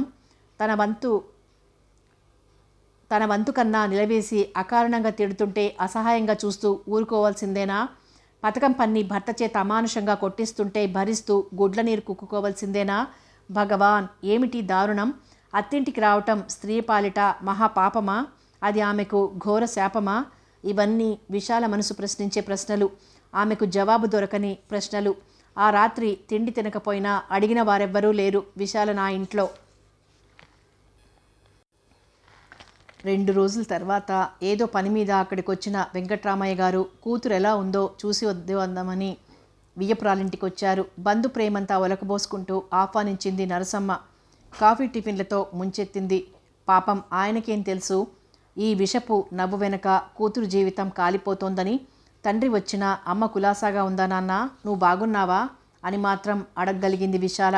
ఆ అంటూ సమాధానమిచ్చిన వెంకట్రామయ్య గారు కూతుర్ని పరికించి చూసి నిర్జీవులైపోయారు. ఎక్కడ కళాకాంతుల్లేవు విశాల ముఖంలో. ఒకనాటి అందం, చందం, చిలిపితనం మచ్చుకైనా కనిపించటం లేదు. బాధల గాథల్ని బరువుగా మోస్తూ తప్పనిసరిగా జీవిత బాటలో అడుగు వేస్తున్నట్లుంది. కానీ వియ్యపురాలి ముందు ఏమడుగుతాడు కూతుర్ని? ఇంతలో దేవుడిచ్చిన వరంలా మా దొరగారి అమ్మగారు మిమ్మల్ని మారు అర్జెంటుగా పిలుచుకురమ్మన్నారు అంటూ ఓ పని మనిషి కబురు తెచ్చింది నరసమ్మకు. ఉండండి ఇప్పుడే వస్తా, ఇల్లు జాగ్రత్త విశాల అంటూ హడావిడిగా వెళ్ళింది నరసమ్మ ఆ వచ్చిన పని మనిషితో. నరసమ్మ అటు వెళ్ళిన కాసేపటికే బావురు మంది విశాల. నేనే అడుగుదామనుకుని ఇందాకటి నుంచి తటపటాయిస్తున్నానమ్మా. ఏమనిలా కట్టెలా తయారయ్యావు తల్లి? వాత్సల్యం కట్టలు తెగి పొంగుకొస్తోంది. వెంకట్రామయ్య గారు కూతురు తల మీద చెయ్యి వేసి నిమిరారు. నేనిక్కడ ఉండలేను నాన్న. కళ్ళ నీళ్లు తుడుచుకుంది విశాల. వస్తున్న వెక్కిళ్ళు ఆపుకుంటూ సంగతులన్నీ వివరించింది తండ్రికి. ఆ త్రాష్టుడు నీ మీద చేయి చేసుకుంటాడా? తల్లి చెప్పిన దొంగ మాటలు విని తోక తొక్కిన తాచులా లేచారు వెంకట్రామయ్య గారు. రాని ఆ ఇద్దరిని చంపేస్తాను, నువ్వు నాతో వచ్చేయమ్మా. ఈ రాక్షసుల కొంపలో ఉండాల్సిన కర్మ నీకేమిటమ్మా? బంగారు ఇటుకలతో ఇల్లు కట్టించి సకల భోగాలతో తురతూగేటట్లు చేస్తాను తల్లి అంటూ వాపోయారు. అంటూ నిట్టూర్చింది విశాల. ఏదో బాధ దాచుకోలేక అన్నాను గాని నాన్న, నేను నీతో వచ్చేసినా, నీ చేత ఆయన్ని ఆమెని తిట్టించిన పుట్టింటి గౌరవం మంటగలిపిన ఖ్యాతి నాకే వస్తుంది నాన్న. అందుకని దయచేసి ఊరుకోండి. మీ కూతురు జాతకంలో ఇంతే సుఖం రాసిపెట్టుందని గ్రహించండి అంతే. అంటే నువ్వు ఇక్కడ కుమిలిపోతుంటే నేను మీ అమ్మ అక్కడ కృషించిపోమా తల్లి? వెంకట్రామయ్య గారి గుండెని ఎవరో పిడికిలు బట్టి పిసికేస్తున్నట్లయింది. అంతగాక మీరెంత చేసినా నా కాపురం కూలుతుందే గాని నిలబడదు నాన్న. ఆ పైన మీ ఇష్టం. నిస్పృహ నాట్యం చేస్తోంది ఆమె మాటల్లో. ఆడపిల్లను కన్నందుకు ఎంత అసక్తున్నైపోయాను తల్లి. మౌనంగానే రోధించింది వెంకట్రామయ్య గారి మనసు. తిరిగి వచ్చేసింది నరసమ్మ. వస్తూనే మాటల మధ్యలో వెళ్ళిపోయాను, ఏమీ అనుకోలేదు కదా? చిరునవ్వు నవ్వింది వెంకట్రామయ్య గారిని చూసి. ఇంకా అనుకునేందుకు ఏం మిగిలిందిలేండి. నిట్టూరుస్తూ చెప్పుల్లో కాళ్ళు దూర్చి వస్తానమ్మా విశాల, నువ్వు సుఖంగా ఉన్నావని మీ అమ్మతో చెప్తాలే. ముఖానికి కండు అడ్డం పెట్టుకుని వెళ్ళిపోయారు వెంకట్రామయ్య గారు. ఇదిగో చూడు, ఏదో మీ నాన్న చెవులు కొరికినట్లున్నావు. ఏదన్నా యాగి జరిగిందా? నీ కాపురంలో నిప్పులు పోస్తాను గుర్తుంచుకో బెదిరించింది నరసమ్మ. వెంకట్రామయ్య గారు వెళ్ళిన వైపే చూస్తున్న విశాలను కన్నీళ్లు సుళ్ళు తిరుగుతుండగా అక్కడి నుంచి లోపలికి వెళ్ళిపోయింది విశాల. ఏదో కొన్నాళ్ళు ఒక మాదిరిగా జరిగిపోయినా ఏదో సందర్భంలో ఏదో రూపంలో సాధిస్తూనే ఉంది నరసమ్మ విశాలను. సాంబమూర్తి కేవలం భార్య శరీరాన్ని అవసరానికి వాడుకునే భర్తగా మాత్రమే మిగిలిపోయాడు. మిగతా విషయాల్లో తల్లిపక్షమే. అటు అత్తగారి సాధింపు, ఇటు భర్తగారి బాధింపుతో అడకత్తెరలో పోకచెక్కలా నలిగిపోసాగింది విశాల. ఆమె కన్నీళ్లకు అర్థమంటూ కనిపించటమే లేదు. వినోద ప్రదర్శనార్థం రాజులు ఖైదీని సింహంతో పోరాడమని బోనులోకి ప్రవేశపెట్టినట్లుగా తన్నించాలని సరదా పుట్టినప్పుడల్లా నన్ను మళ్ళీ కొట్టిందిరా మీ ఆవిడ అంటూ నటన మొదలుపెట్టసాగింది నరసమ్మ. ఫలితం వెంటనే సాంబమూర్తి భార్య మీద చేయి చేసుకోవటం, విశాల మూలుగుతూ మంచం మీద పడుకోవడం. ఓ రోజు నరసమ్మ మాటల మీద తారాజువ్వలా రేగి పశువులా పొట్టలో చేత్తో గుద్దాడు సాంబమూర్తి. అప్పటికి 4వ నెల విశాలకు. అమ్మో అంటూ కూలిపోయింది విశాల. కొన్ని నిమిషాల వరకు మాటా పలుకు లేకుండా అచేతనంగా పడిపోయింది. చస్తుందేమో, కేసు తన మీదకి వస్తుందేమోనని కంగారు పడిపోయి ఆసుపత్రికి తీసుకెళ్లారు తల్లి కొడుకులు విశాలను ఎడ్లబండి మీద. ఆసుపత్రిలో చేర్చిన 2 రోజులకు గర్భస్రావమైంది. డాక్టర్ల ముందు మొసలి కన్నీళ్లు కార్చింది నరసమ్మ. అయ్యో తల్లి, పండంటి కొడుకును కంటావనుకుంటే ఇలా ఈ అఘాయిత్యమైందేమిటే అని. విశాల తల్లిదండ్రుల విషయం విని ఓ కన్నీటి బొట్టు వదిలారు. అంతకన్నా వారేం చేయగలరు? పరిస్థితి అంతా తెలుసుండి పండగలకు పబ్బాలకు కోడల్ని పుట్టింటికి పంపటం ఏదో వంకతో పూర్తిగా మానేసింది నరసమ్మ. విశాల అక్కడ తన గురించి ఎవరికేం చెప్తుందో అని ఆమె భయం, అనుమానం. క్రమేణా అత్తగారి ములుకుల్లాంటి మాటలు, భర్త పెట్టే హింసలు అలవాటైపోయాయి విశాలకు. కాలగర్భంలో మరికొన్ని నెలలు కలిపేసరికి విశాలకి ఇంకా 2 గర్భస్రావాలు జరిగాయి. జరక్కేం చేస్తాయి? మనసు నిండా పుట్టెడు దిగులు, కడుపు నిండా తిండి లేదు. హృదయానికి ఈటల పోట్లు అత్తగారి వల్ల, శరీరానికి దెబ్బలు కట్టుకున్న వాడి వల్ల. ఈ దెబ్బతో మంచి అవకాశం చిక్కింది నరసమ్మకు. ఒకరోజు కోడలు ముందుండగానే కొడుకు చెవిలో ఊదింది గట్టిగానే. ఒరే అబ్బాయ్, ఏమ్మా, ఎవరికన్నా గర్భస్రావం జరిగితే ఒకసారి జరిగాను, వరుసగా 3 సార్లు జరగటం ఎక్కడన్నా విన్నావా? ఇది విడ్డూరంగా లేదు. వాలు కుర్చీలో వెనక్కు ముందుకు ఊగుతూ అంది నరసమ్మ. అవునే, తానంటే తందాననే సాంబమూర్తి. అవునే అని నెమ్మదిగా అంటావేమిట్రా అబ్బాయ్, గట్టిగా అనాలి గాని. కనుక దీన్ని బట్టి తేలిందేమిటంటే నీ భార్య జబ్బు మనిషిరా, జబ్బు మనిషి.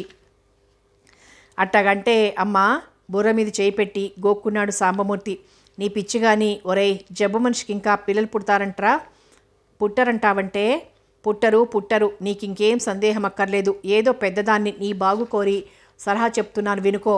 ఈసారి చూడు, నీళ్ళోసుకుని సక్రమంగా పండులాంటి పిల్లాన్ని కన్నదా సరే సరి, లేదా కన్నదనుకో ఏం చెయ్యాలే మరి? ఏం చేయటమేమిట్రా పిచ్చి పుల్లాయ్, దాని కర్మకు దాన్ని వదిలేయటమే. పగలబడి నవ్వింది. అంటే వదిలిపెట్టటమేనంటే? ఆశ్చర్యంగా అడిగాడు సాంబమూర్తి. కాక నెత్తికెక్కించుకుంటావట్రా? మన వంశం అంతరించిపోదట్రా? అవునే, అవును వంతపాడాడు సాంబమూర్తి. అవునని నాకు చెప్తే ఏముందిరా? అదిగో దెయ్యంలా నిల్చుందే అక్కడ మీ ఆవిడ, దానికి చెప్పు స్పష్టంగా. కీలుబొమ్మలాంటి కొడుకు, గాజుబొమ్మలాంటి కోడలతో చెప్పాడు అలాగే.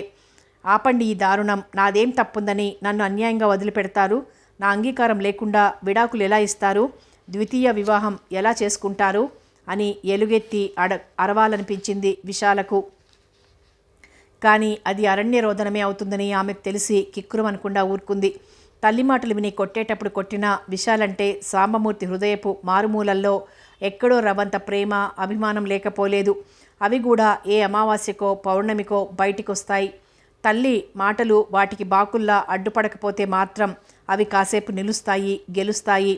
అలాంటి ఓ శుభ సందర్భంలో నరసమ్మ రిజిస్ట్రేషన్ పనుల మీద వెళ్ళినప్పుడు భార్యను లేడీ డాక్టర్ దగ్గరికి తీసుకెళ్లాడు. అసలు సంతానం కలుగుతుందా ఆమెకు లేదా తెలుసుకోవాలని అతని కుతూహలం.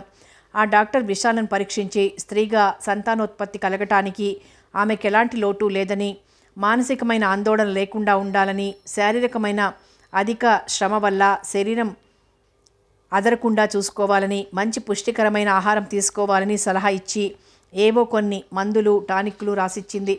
తనొచ్చేసరికి కొంపంతా గుండం చేయించింది కోడలు ముండాని నానా తిట్లు తిట్టింది నరసమ్మ. అసలు విషయం తెలుసుకుని తననెక్కడ దులిపి పారేస్తుందో అనుకున్న సాంబమూర్తి పిల్లిలా ఊరుకున్నాడు. అంతేకాకుండా తను ఇంకో రెండందించాడు తల్లికి. విశాల కళ్లల్లో నీళ్లు తెప్పించుకోవటం మినహా ఏమీ చేయలేకపోయింది. అక్కడ నిలవలేక దొడ్లోకి వెళ్ళిపోయింది కళ్ళొత్తుకుంటూ. దినదిన గండం నూరేళ్ల ఆయుష్లా నెల నెల ఆందోళన కలిగిస్తూ విశాలకు గర్భం నిలిచింది. దీనికో చిన్న రహస్యం లేకపోలేదు.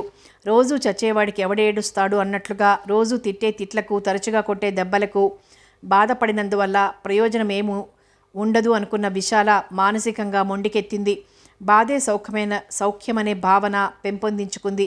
సుఖదుఖాలకు అతీతంగా ఉండేసరికి గర్భచలనం గమ్మత్తుగా నివారింపబడింది. ఓ శుభముహూర్తాన నరసమ్మ మొహం మీద పేడనీళ్లు కొట్టినట్లుగా పండంటి కొడుకును కన్నది విశాల.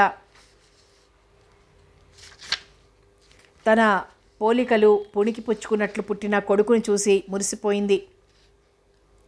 కోడలంటే ఎంత రాకాసిలా ప్రవర్తించినా మనమండెత్తుకుని మాత్రం ముద్దు చేసింది నరసమ్మ.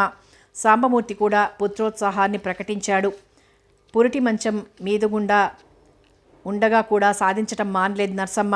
నడికట్టు సరిగ్గా వేసుకుని చావలేదనో, కుర్రాడికి ఆమోదం సరిగ్గా పట్టవు, ఒళ్ళు పొగరా అనో, ఇలా రోజులొక్కలా ఉండవేమో ఎవరికైనా. అలా ఉంటే విధి విచిత్రానికి అర్థమేముందసలు? సరిగ్గా బారసాల 2 రోజులుందనంగా ఓ రోజు కోడల్ని అనవసరంగా ఉద్రేకంతో తిడుతుండగా దడేలిన పడిపోయింది నరసమ్మ. అయ్యో అయ్యో, ఏమైంది అత్తగారు అత్తగారు అంటూ ఆందోళనతో పురిటి మంచం మీద నుంచి లేచి పరిగెత్తుకుంటూ వచ్చింది విశాల.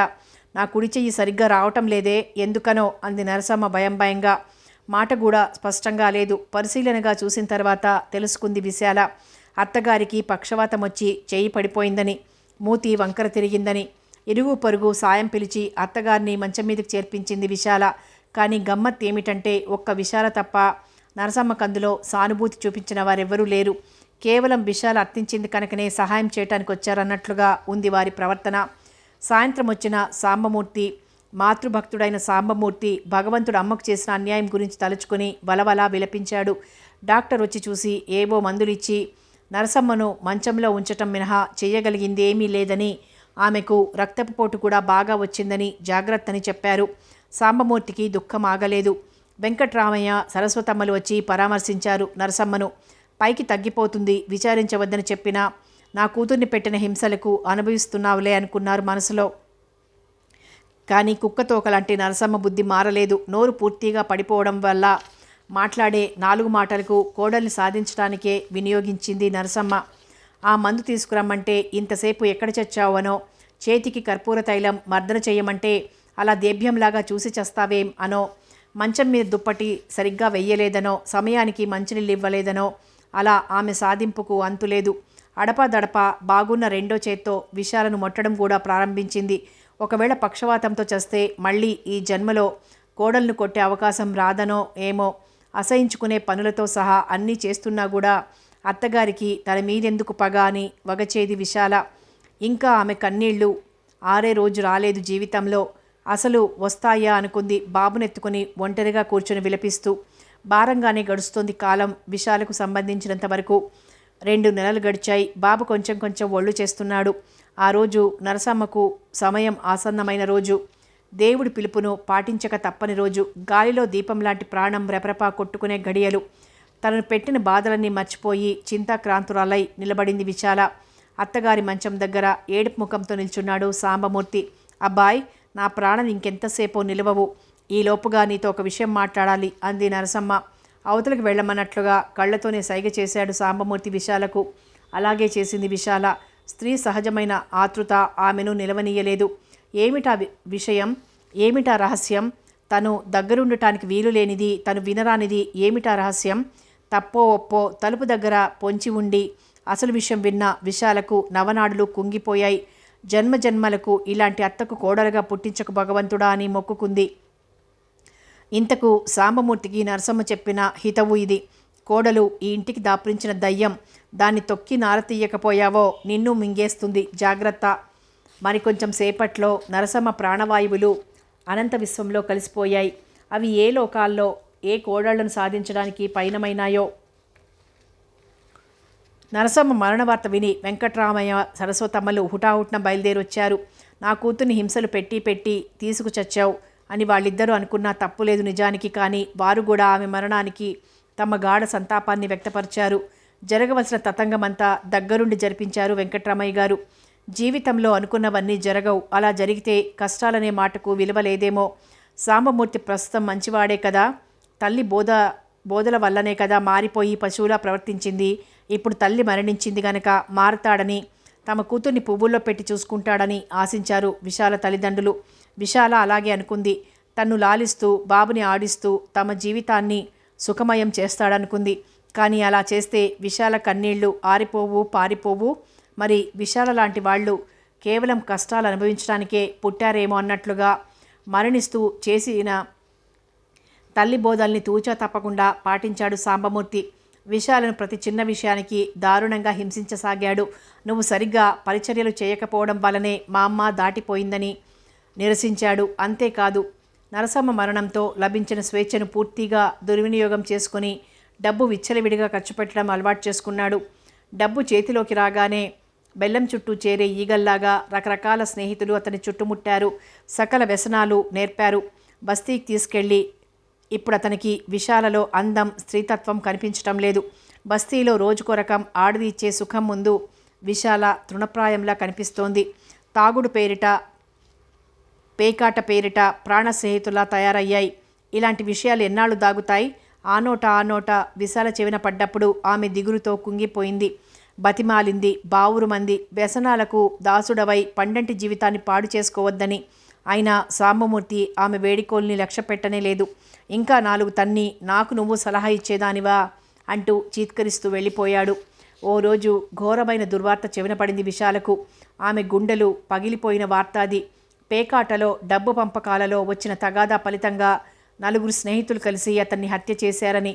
ఉన్న మగదిక్కును లేకుండా చేశావా భగవంతుడా అంటూ గుండెలు అవిసేలా విలపించింది విశాల.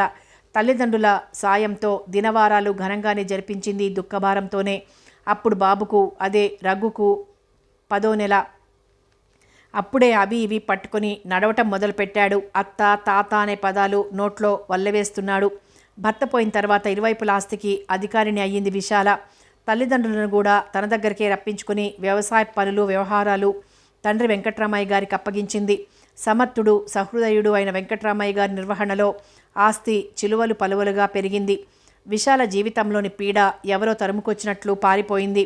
దాని తాలూకు నీడ కూడా సోకకుండా ఉండటానికి రఘుకి ఊహరాగానే విజయవాడ వచ్చి కాపురం పెట్టి రఘుని అల్లారుముద్దుగా అష్టైశ్వర్యాలతో పెంచింది. వెంకట్రామయ్య గారు అక్కడే పల్లెలో ఉండి పొలం వ్యవహారాలు చూస్తూ ఫలసాయాన్ని విశాలకు అందజేస్తుండేవారు. బీఎస్సీ వరకు రఘును విజయవాడలో చదివించి విశాలాక్షమ్మ అయింది. విశాలగా ఉన్నప్పుడు ఎంతోమంది తోడేళ్లు అవకాశం చిక్కితే తన డబ్బును వయస్సును ఉపయోగించుకుందామని చూశారు. వాళ్ల గుండెల్లో నిద్రపోతూ నియమబద్ధమైన జీవితం గడిపింది. రఘు ఎంఎస్సీ చదువు కోసం విశాఖపట్నం నివాసం మార్చినప్పుడు అమృత హృదయుడైన తండ్రి వెంకట్రామయ్య గారు మరణించారు. కంటికి మంటికి ఏకధారగా ఏడ్చింది విశాలాక్షమ్మ. ఆ దుఃఖం భరించలేక గుండె జబ్బుతో తండ్రిని అనుసరించింది తల్లి. తండ్రి పోగానే పల్లెలోని ఆస్తంతా అమ్మి డబ్బు చేసుకుంది విశాలాక్షమ్మ. దానిలో కొంత భాగం పెట్టి విశాఖపట్నంలో పెద్ద ఇల్లు కొంది. ఎంత గారాబంగా పెంచినా రఘు చదువులో ఫస్టు. ఎంఎస్సీ పాస్ అవగానే గుంటూరు కాలేజీలో లెక్చరర్ ఉద్యోగం వచ్చింది. అప్పటి నుంచి ఇక్కడే కొత్తగా కొన్న ఈ ఇంట్లోనే విశాలాక్షమ్మ మనసు గతంలోంచి వర్తమానంలోకి దూకింది. ఇంట్లోని గోడ గడియారం 7 గంటలు కొట్టింది. ఏమిటమ్మా అంత దీర్ఘాలోచనలో ఉన్నావు? నవ్వుతూ పలకరించాడు అప్పుడే వచ్చిన రఘు బూట్లు విప్పుకుంటూ. నేను నీతో మాట్లాడను. కుర్చీలో సర్దుకుని కూర్చుని తెచ్చిపెట్టుకున్న కోపాన్ని ప్రదర్శించింది విశాలాక్షమ్మ. బాగుందమ్మా నీ జోక్. మాట్లాడను అంటూనే మాట్లాడేస్తున్నావు. అది సరే, మా అమ్మగారు చాలా మంచివారట. వాళ్ళ అబ్బాయితో ఎందుకు మాట్లాడరో, ఎందుకు ఆగ్రహించారో వెంటనే చెప్పేస్తారట. ఒరేయ్, నేనేం చిన్నపిల్లని కాదురా. బెల్లిస్తే చేతిలో ఉన్న తాయిలం కాస్త పెట్టేయటానికి. నా మాట వింటానంటావో, రోజు ఇలా అడ్డమైన స్నేహితులతో ఊకదంపుడు కబ్బులతో కాలక్షేపం చేసి ఆలస్యంగా ఇంటికొస్తానంటావో తేల్చి చెప్పు. ముఖంలో గాంభీర్యాన్నంతా సడలించలేదు విశాలాక్షమ్మ. నీ మనసు కష్టపెట్టే పనులు నేనేమీ చెయ్యనమ్మా. నువ్వు చెప్పబోయేది నాకు తెలుసు. పిల్లని చూడ్డానికి వెళ్ళడమేగా. అంత గట్టిగా నువ్వు పట్టుబడితే నేను కాదనదలుచుకోలేదు ఈసారి. అబ్బా, ఎన్నాళ్లకు కలిగిందిరా ఈ ముసలి తల్లి కోరికే.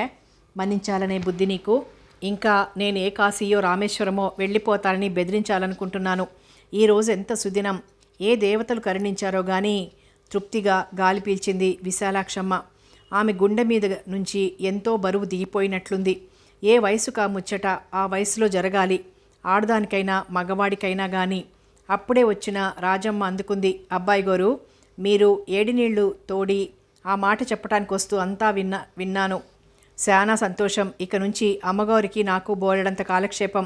మీరు కూడా రోజు ఈ ఏలకి రావటానికి ఈలుండదండోయ్. ఆ అమ్మ మిమ్మల్ని ముక్కుపిండి ఇంట్లో కూకోబెడుతుంది తెలుసా? రాజమ్మ పరమానందంతో పొంగిపోయింది. త్వరగా స్నానం చేసి రా రఘు, భోంచేద్దాం. ఈ శుభ సందర్భంలో మిగతా వాటితో పాటు నీకు బాగా ఇష్టమైన కాకరకాయ ఉల్లివేపుడుతో భోజనం తయారు చేసింది రాజమ్మ. రాజమ్మ, త్వరగా భోజనాలు ఏర్పాట్లు కానీ. అన్నట్టు ఎల్లుండి మంచి రోజు. రేపు పొద్దున్నే ఆదయ్య రాగానే పెళ్ళిళ్ళ శాస్త్రులు గారిని వెంటనే పిలుచుకురమ్మన్నానని చెప్పు. ఎల్లుండి పిల్లని చూసుకోవటానికి వస్తున్నామని టెలిగ్రామ్ ఇప్పించాలి హైదరాబాద్ వారికి.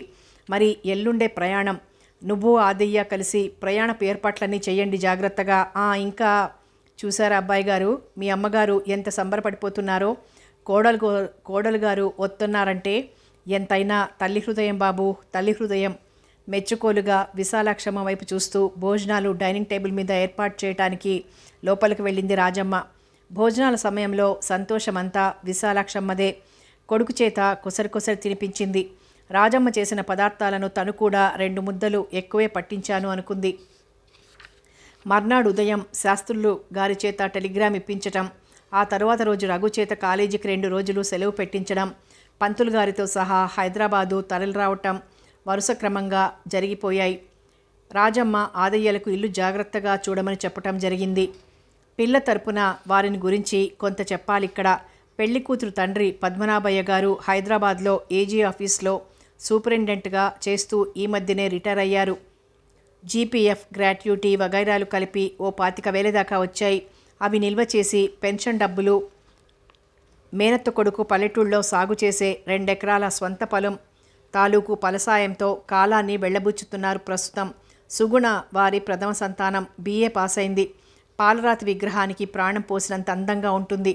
మాట తీరు చాలా బాగుంటుంది. పద్మనాభయ్య దంపతులకు సుగుణ కాక ఓ మగపిల్లవాడు కూడా ఉన్నాడు. అతను ప్రస్తుతం 10th క్లాస్ చదువుతున్నాడు. అయితే ఈ మధ్య తరగతి ఆడపిల్ల సంబంధం విశాలక్షమ్మ లాంటి సంపన్నులకు ఎందుకు చెప్పాడు పెళ్ళ పేరయ్య అనే సందేహం కలగటం చాలా సహజం. కానీ దానికి కారణం లేకపోలేదు. సుగుణ పేరుకు తగ్గ సుగుణాల రాసే కాకుండా అపురూప సౌందర్యవతి.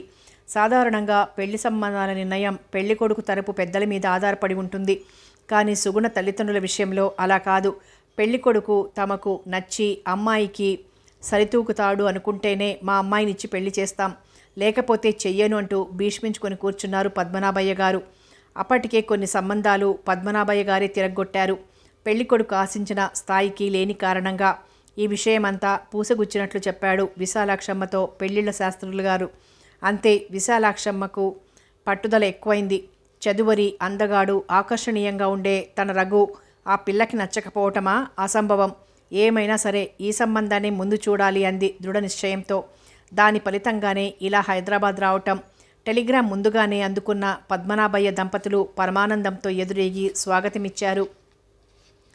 టాక్సీలో దిగి తమ ఇంటికి విచ్చేస్తున్న పెళ్లికొడుకు బృందానికి పద్మనాభయ్య గారు మాత్రం రఘును చూస్తూనే నిర్ఘాంతపోయాడు. చిత్తుగా ఓడిపోయాడు కూడాను. తను ఆశించిన దానికన్నా ఎన్నో రెట్లు అందగాడు రఘు. అతన్ని గురించిన వివరాలు ముందే శాస్త్రులు గారి ద్వారా తెలుసుకున్నాడు. అయితే ఇప్పుడు ఆయనకి మరో జిజ్ఞాస పట్టుకుంది. విశాలాక్షమ్మ లాంటి సంపన్నురాలు కొడుకు తనివ్వబోయే 10-15 వేల కట్నంతో తనింటికి అల్లుడుగా వస్తాడా అని. కాఫీ పలహారాలు పూర్తయిన తర్వాత విశాలాక్షమ్మ రఘులు పిల్లను చూడగానే పద్మనాభయ్య గారి రొట్టె విరిగి నేతిలో పడ్డది. వధూవరులు ఒకరికొకరు నచ్చారు. కట్నం విషయం ప్రస్తావనకు వచ్చినప్పుడు దాన్ని గురించి మాకంతగా పట్టింపు లేదన్నయ్య గారు. మా పిల్లవాడు మీ పిల్లకు మీకు నచ్చాడు, అంతే చాలు అన్నది విశాలాక్షమ్మ వియ్యంకుడితో హాస్యోక్తిగా. అమ్మమ్మ, ఎంత మాట వదినా, మీ అబ్బాయికి మీకు మా అమ్మాయి నచ్చటం కూడా మా అదృష్టం సుమి. వియ్యపురాల్ని అప్పుడే మంచి చేసుకోసాగింది పద్మనాభయ్య గారి భార్య. ఇరుపక్షాల నుండి తనకు లభించబోయే ఘనమైన బహుమతుల గురించి ఆనందంగా ఊహించుకుంటూ శుభస్య శీఘ్రం అంటూ ముహూర్తం కూడా పెట్టేశారు పంతులు గారు. 4 రోజుల్లోగా సుగుణ వివాహం, దాని వెంటనే శోభనం జరిగిపోయి విశాలాక్షమ్మ ఇంటి కోడలుగా గుంటూరులో అడుగుపెట్టింది సుగుణ. పద్మనాభయ్య గారు కూడా ఉన్నంతలో దేనికి లోపం రానియకుండా వైభవంగా జరిపించారు వివాహాది క్రతువులన్నీ. సుగుణ రాకతో తమ ఇంటికి ఏదో కొత్త కళ వచ్చినట్లు భావించింది విశాలాక్షమ్మ. ఇతరుల దృష్టి తగిలేటంత అసమాన సౌందర్యంతో ఉల్లాసంగా ఉత్సాహంగా కోడలు ఇంట్లో నడయాడుతుంటే ఏదో నవచైతన్యం ఇంట్లో గంతులు వేస్తున్నట్లుంది. మళ్ళీ మళ్ళీ వినాలనిపించేటంత తీయటి మాటల గలగలలతో అందరికీ నచ్చేలా సుగుణ ప్రవర్తించటం విశేషించి విశాలాక్షమ్మను ఆకర్షించింది. అత్తయ్య మీరలా హాయిగా సోఫాలో కూర్చోండి, మీకేం కావాలన్నా స్వయంగా నేను సమకూరుస్తాను. కోడలు వచ్చిన తర్వాత అత్తగారు సుఖపడాలి కానీ కష్టపడకూడదు, తెలిసిందా అన్న మాటలు వీణుల విందులా వినిపించాయి విశాలాక్షమ్మకు. దొరగారు ఇదివరకు 7ంటికి కానీ వేంచేసేవారు కారట. ఇక అలాంటివన్నీ బంద్ చేయాలని, ఒక్క కాలేజీ టైం మినహా మిగతా టైం అంతా మీ జీవిత భాగస్వామితోనే గడపాలని అభ్యర్థన. ఏమంటారు అయ్యగారు? వచ్చిన మొదటి రోజునే గదిలో తన కొడుకును వలపు బాసలతో కట్టేసుకుంటున్న కోడలు సమర్థతకు మనసులోనే ప్రశంసలు అర్పించుకుంది విశాలాక్షమ్మ. ఏమంటాను, ఈ అమ్మాయి గారి మాటను జవదాటను అంటాను. సాయంత్రం రాగానే సినిమాకు వెళ్దాం, రెడీగా ఉండు. తన సుపుత్రుడు చెప్తున్న జవాబు తనకెంతో నచ్చింది. ఇక రాజమ్మ, ఆదయ్యలు సరేసరి. ఈ ఇంటికి కోడలు రావటం, వాళ్లను తనలాగా ప్రేమగా చూడటం వాళ్లకు పండగలాగే ఉంది. ఇలాంటి కోడళ్ళు తనలాంటి అత్తలు ఉంటే అసలు విభేదాలు ఎందుకు తలెత్తుతాయి అనుకుంది విశాలాక్షమ్మ. తన కొడుకు కోడలు సుఖ సంతోషాల కోసం తనేమైనా ఏదైనా చెయ్యాలని నిర్ణయించుకుంది. తమ సంసారం ఇలాగే కలకాలం ఆనంద నిలయంలా ఉండాలని ఆకాంక్షించింది. ఇదివరకటిలా ఇప్పుడు ఎదురింటి స్కూటర్ దంపతులను సాయంత్రాలు ప్రత్యేకంగా గమనించటం లేదు. ఇప్పుడు ఆ అవసరం ఎంతమాత్రమూ లేదు. అయితే ఒక్క విషయం చటుక్కున గుర్తొచ్చింది ఆమెకు. ఆ సాయంత్రం కొడుకు కోడలు షికారు వెళ్ళటానికి తన అనుమతి తీసుకుపోయే సమయంలో బ్రుకుటి ముడివేసి గంభీరంగా అంది, మీ ఇద్దరి వరుస నాకేం బాగుండలేదు. ఏమిటమ్మా? కళవళ పడిపోయాడు రఘు. ఆమె మనసు నొచ్చుకోవటం అతనికి భరించరాని విషయం. రోజు సాయంత్రాలు తామిలా తిరుగుతూ టైం వృధా పుచ్చటం తల్లికి నచ్చలేదేమో అని అతని మనసులోని శంక. అత్తయ్య, మీరనేది ఏ విషయంలో? కంగారు పడింది సుగుణ. తనొచ్చి ఈ తిరుగుళ్ళు నేర్పి రఘును పాడు చేస్తున్నానని అత్తయ్య భావించటం లేదు కదా? మనమేమన్నా గతిమాలిన వాళ్ళమా ఏమిటి?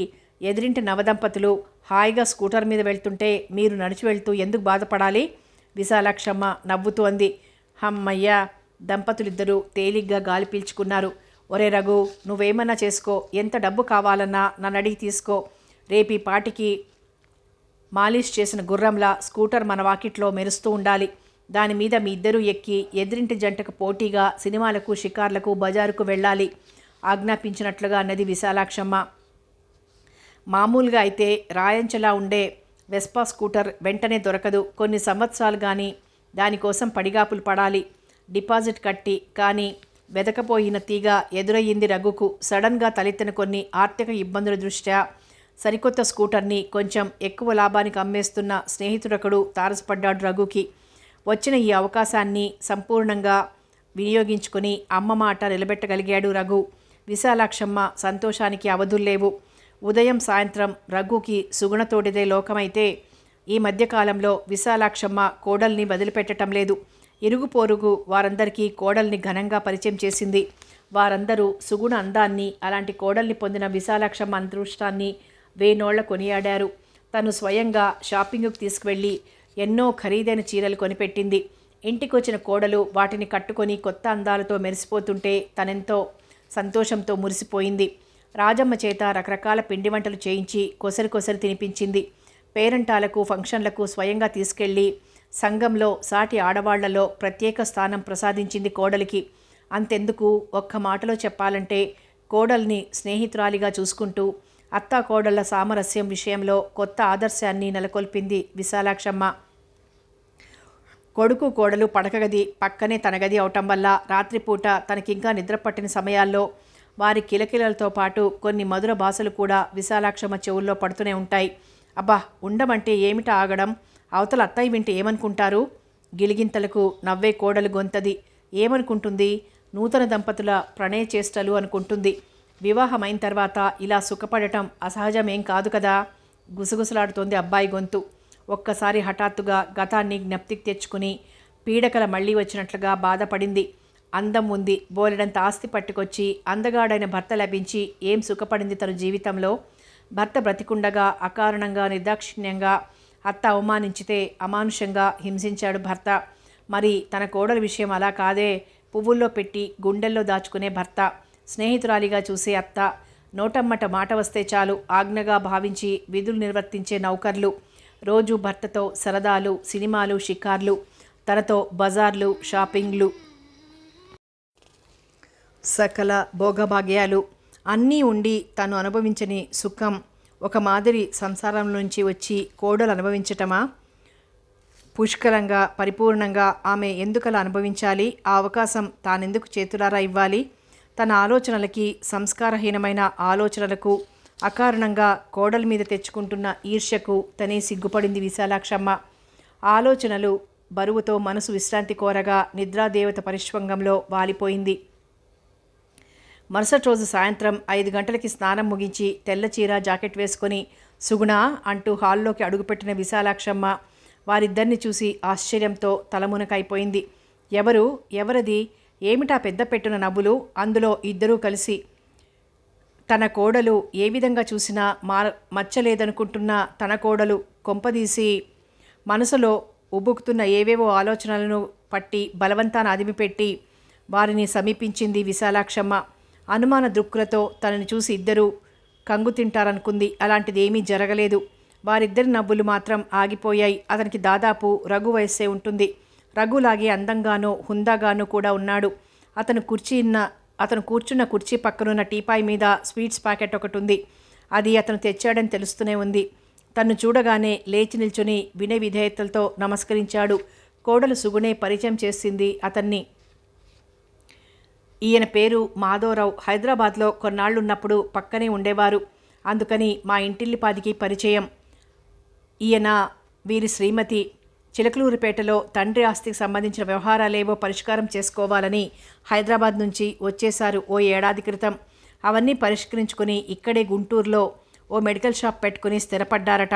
ఆ విషయం మాకు తెలియదు. 2 రోజుల కిందటే మందుల కంపెనీలో పనుండి వీరు హైదరాబాద్ వెళ్ళి చూసి చాలా కాలమైంది కదా అని మా ఇంటికి వెళ్తే నాన్నగారు చెప్పారట నాకు పెళ్ళై గుంటూరులో ఉంటున్న సంగతి.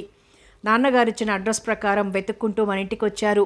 వస్తూ ఊరికే రావటం పాపమనుకుని ఉంటారు.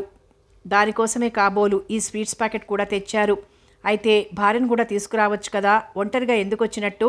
అదలా ఉంచి అలా పగలబడి నవ్వటాలేంటి? విశాలాక్షమ్మ మనసుని రకరకాల ఆలోచనలు బాధిస్తున్నాయి. ఆమె మనసులోని విషయాన్ని పసిగట్టినట్లుగా తనే జవాబు చెప్పింది సుగుణ. అన్నట్టు మర్చానత్తయ్యా చెప్పటం, వీరు లైన్ అనే కలం పేరుతో వ్యంగ్య చిత్రాలు గీస్తూ ఉంటారు. వీరి కార్టూన్లు అన్ని పత్రికలలోనూ వస్తుంటాయి. నిజ జీవితంలో కూడా జోకులు తెగ వేస్తుంటారు. వాటికి పొట్ట చెక్కలయ్యేలా నవ్వకుండా ఉండలేం. అసలు శ్రీమతిని తీసుకుని వచ్చేవారట. ఆవిడ రెండో కాన్పుకి పుట్టింటికెళ్ళిందట. మనసులో ఏవో భావాలు ముసురుకోగా గిరుక్కున వెనక్కి తిరిగింది విశాలాక్షమ్మ. వెళ్ళిపోవటానికి ఉద్యుక్తురాలవుతూ. అలా సోఫాలో కూర్చోండత్తయ్యా, వెళ్ళిపోతారేం అంది సుగుణ మామూలుగానే. రాజమ్మ చేత కాఫీ పంపిస్తాను అని మరో మాటకు అవకాశం ఇవ్వకుండా వంటింట్లోకి వెళ్ళింది విశాలాక్షమ్మ. ఆమె మెదడుని ఏదో పురుగు తొలవటం ప్రారంభించింది. అంత చనువుగా మాట్లాడుతోంది వాడితో. దీనికి వాడిది మామూలు స్నేహమేనా? అందులో పక్కపక్క ఇళ్లలోనే ఉన్నారట కొన్నాళ్ళు. వాడిలో స్వచ్ఛత అనేదే ఉంటే రఘు ఉన్న సమయంలోనే రావచ్చుగా. ఇలా సాగిపోతున్నాయి విశాలాక్షమ్మ ఆలోచనలు. రాజమ్మ చేత కాఫీ పంపించిన తర్వాత తలుపు వెనకగా పొంచి ఉంది విశాలాక్షమ్మ. వారేం మాట్లాడుకుంటారో వినాలనే ఆరాటంతో. కాఫీలు పూర్తయ్యాక సుగుణ అంటోందతంతో, తరచుగా వస్తూ ఉండండి మాధవరావు గారు, పరిచయస్తులమే గాని పరాయి వాళ్ళం కాదుగా. ఓ ఎస్, ఇప్పుడు ఇంకా టైం లేదు. ఈసారి వచ్చినప్పుడు మాత్రం మీ శ్రీవారిని తప్పక పరిచయం చేయాలి సుమా. మాట తప్పావో నీకందరూ ఆడపిల్లలే పుడతారు. జోక్ బాగుంది కానీ ఆయన వచ్చి ఉంటే ఈపాటికే పరిచయం చేసుండేదాన్ని. రోజు ఈ టైంకి వస్తూనే ఉంటారు. ఎందుకు లేట్ అయిందో ఈరోజు మరి. మీ అత్తగారు లోపలున్నట్టున్నారు, ఆమెకు కూడా చెప్పండి మరి.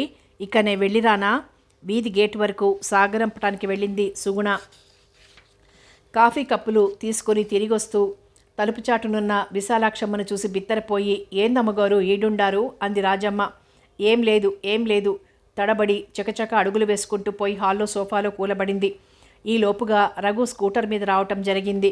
సుగుణ ఎదురెళ్ళి నవ్వుతూ పలకరిస్తూ, అరరే, ఒక్క 5 నిమిషాలు ముందుగా వచ్చుంటే ఎంత బాగుండేది.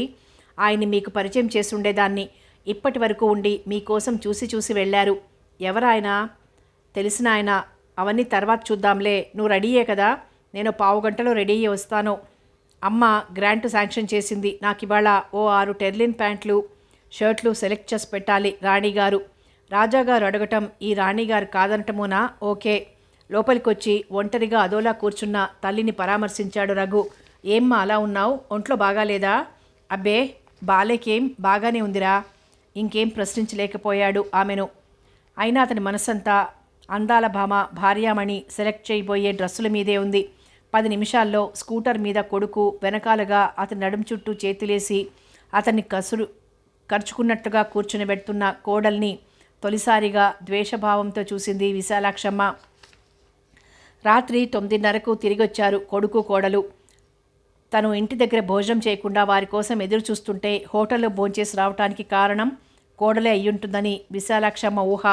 కానీ కొత్త పెళ్ళాంతో తీర్చుకునే సరదాల్లో ఒక భాగంగా ఈ పూట హోటల్లో భోజనం చేద్దాం సుగుణ అంటే, ఎలా పాపం అత్తయ్య మన కోసం ఎదురు చూడరు అని అందని, మా అమ్మకు నేను ఎలాగో సర్ది చెప్తానులే అని రఘు అన్నాడని విశాలాక్షమ్మకి ఏం తెలుసు. సుగుణ ఎంత బ్రతిమాలినా తప్పైపోయింది క్షమించమన్నా ఒక్క మెతుకు కూడా కతకలేదు విశాలాక్షమ్మ. ఆమె రూపం చూసి ఏమీ అనలేకపోయాడు రఘు. తరువాత రోజు ఉదయం నుంచి వాతావరణం మారిపోయిందా ఇంట్లో. రఘు వాకిట్లో ఎక్కడో మూల కూర్చొని షేవ్ చేసుకుంటున్నాడు. విశాలాక్షమ్మ తన గదిలోనే ఉంది, పూజతో సహా ముగించుకొని. మామూలు ప్రకారం తీసుకెళ్ళి, అత్తయ్య ఇదిగో తీసుకోండి కాఫీ, రాత్రి భోజనం కూడా చేయలేదు మీరు అంది. నాకు కాఫీ ఇవ్వటానికి పని మనిషి రాజమ్మ ఉంది కఠినంగా అంది విశాలాక్షమ్మ. సుగుణ మొహం వైపు చూడలేదు. మామూలుగా రోజు అయితే తన వైపు ప్రసన్నంగా చూసి నవ్వుతూ అందుకునేది. సుగుణ మనస్సు చివుక్కుమంది. అత్తగారి కొత్త ధోరణికి. తను కాపురానికి వచ్చిన తర్వాత అత్తయ్య తనతో ఇలా ప్రవర్తించటం ఇదే ప్రథమం. దీనికంతటికీ కారణం రాత్రి తాము హోటల్లో భోంచేయటమేనని భావించి ఇక ముందు అలాంటి పనులు అత్తగారి ఇష్టానికి వ్యతిరేకంగా చేయకూడదని నిశ్చయించుకుంది సుగుణ. ఈ లోపుగా విశాలాక్షమ్మే అంది గదమాయింపుగా, అక్కడ పెట్టి వెళ్ళు. ఇక చేసేది లేక తరువాతన్నా సమాధానపరచాలి అనుకుంటూ వెళ్ళిపోయింది సుగుణ. ఆదయ్య కూరలు తేగానే రాజమ్మ వాటిని తీసుకెళ్లటం, ఆ పైన వంటంతా తన పర్యవేక్షణలో చేయించటం అలవాటు చేసుకుంది సుగుణ. ఇక్కడికి వచ్చిన తర్వాత అదే అలవాటు ప్రకారం వంటింట్లోకి వెళ్ళబోతున్న సుగుణను పిలిచి మరీ చెప్పింది విశాలాక్షమ్మ. నువ్వా వంటింటి ఛాయలకు పోయినా నేను ఊరుకోను. వంట నా సలహా ప్రకారం జరుగుతుంది ఇవాళ నుంచి. అత్తయ్య, ఎందుకు ఈ శిక్ష నాకు అని అరుద్దామనిపించింది దుఃఖంతో సుగుణకు. కానీ అలా అరిస్తే వినేవాళ్ల ముందు లోకువైపోతుంది. తను ఏమనుకుందో ఏమో మౌనంగా తన గదిలోకి వెళ్ళిపోయింది. రఘు కాలేజీకి వెళ్ళిన దగ్గర నుంచి సాధింపు ఇంకా ఎక్కువైంది. అత్తయ్య, మీకేదన్నా షాపింగ్ పని ఉందా? వెళ్ళొద్దామా? ఇప్పుడు పలకరించాలి కదా అని ఏదో మాట వరుస కంది సుగుణ. షాపింగ్కు కాదు, శ్మశానానికి వెళ్దాం పదా. వర్షించడానికి సిద్ధంగా ఉన్నాయి సుగుణ కళ్ళు. తనేమంత కాని మాట అన్నానని, కాని పని చేసిందని అత్తయ్య ఇలా మారిపోయింది, ఇలా గుచ్చుకునేటట్లు మాట్లాడుతోంది.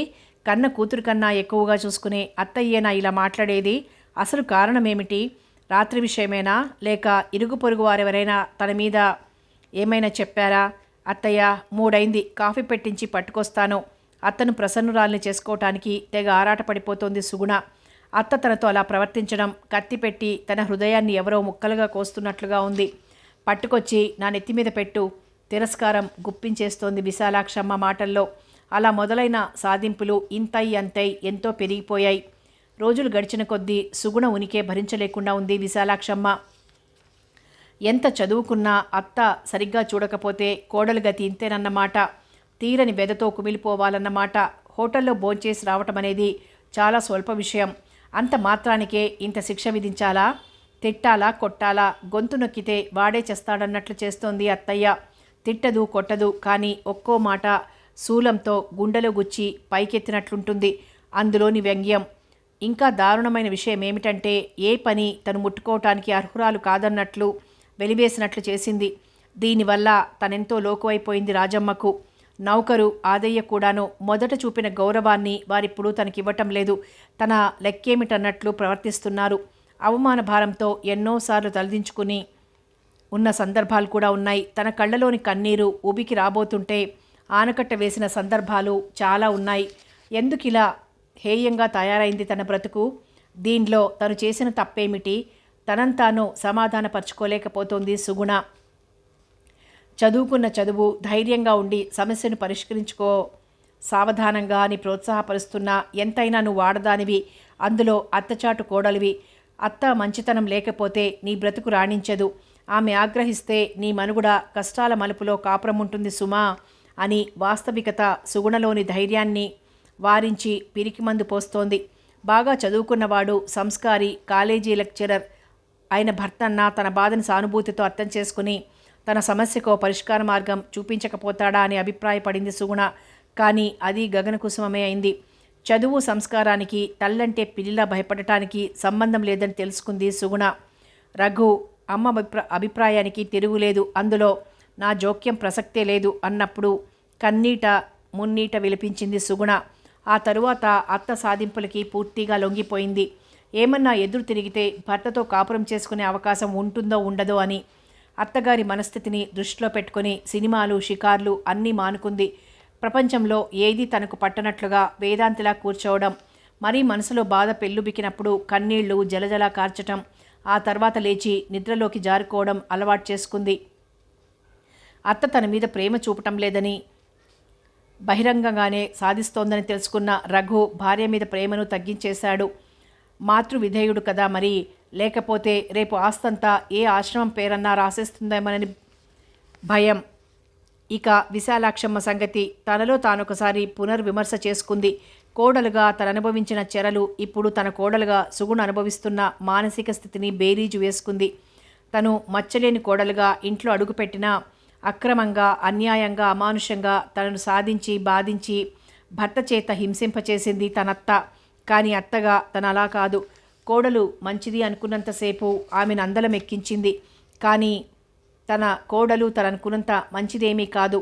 తన అందంతో, చదువుతో తమను మోసగించి తమ ఇంట్లో అడుగుపెట్టింది. తన గుండెల్లో నిప్పు పెట్టింది. ఆ రాజుకునే మంటలార్పడం ఎవరి తరం? దీనికి మాధవరావు గాడికి నిశ్చయంగా ఏదో సంబంధం ఉండి తీరాలి.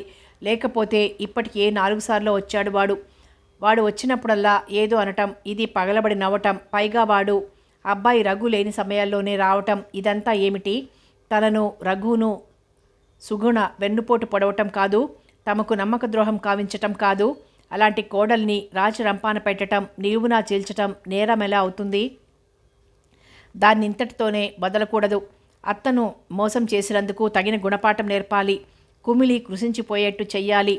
తను చేస్తున్న పని సముచితమైనదేనన్న దృఢ నిశ్చయానికి వచ్చిన విశాలాక్షమ్మ కోడలి మీద తనలోని ఈర్ష్యాద్వేషాలు కోడలు సంకట పరిస్థితికి చాలా వరకు కారణమా అన్న భావానికి తావివ్వనే లేదు.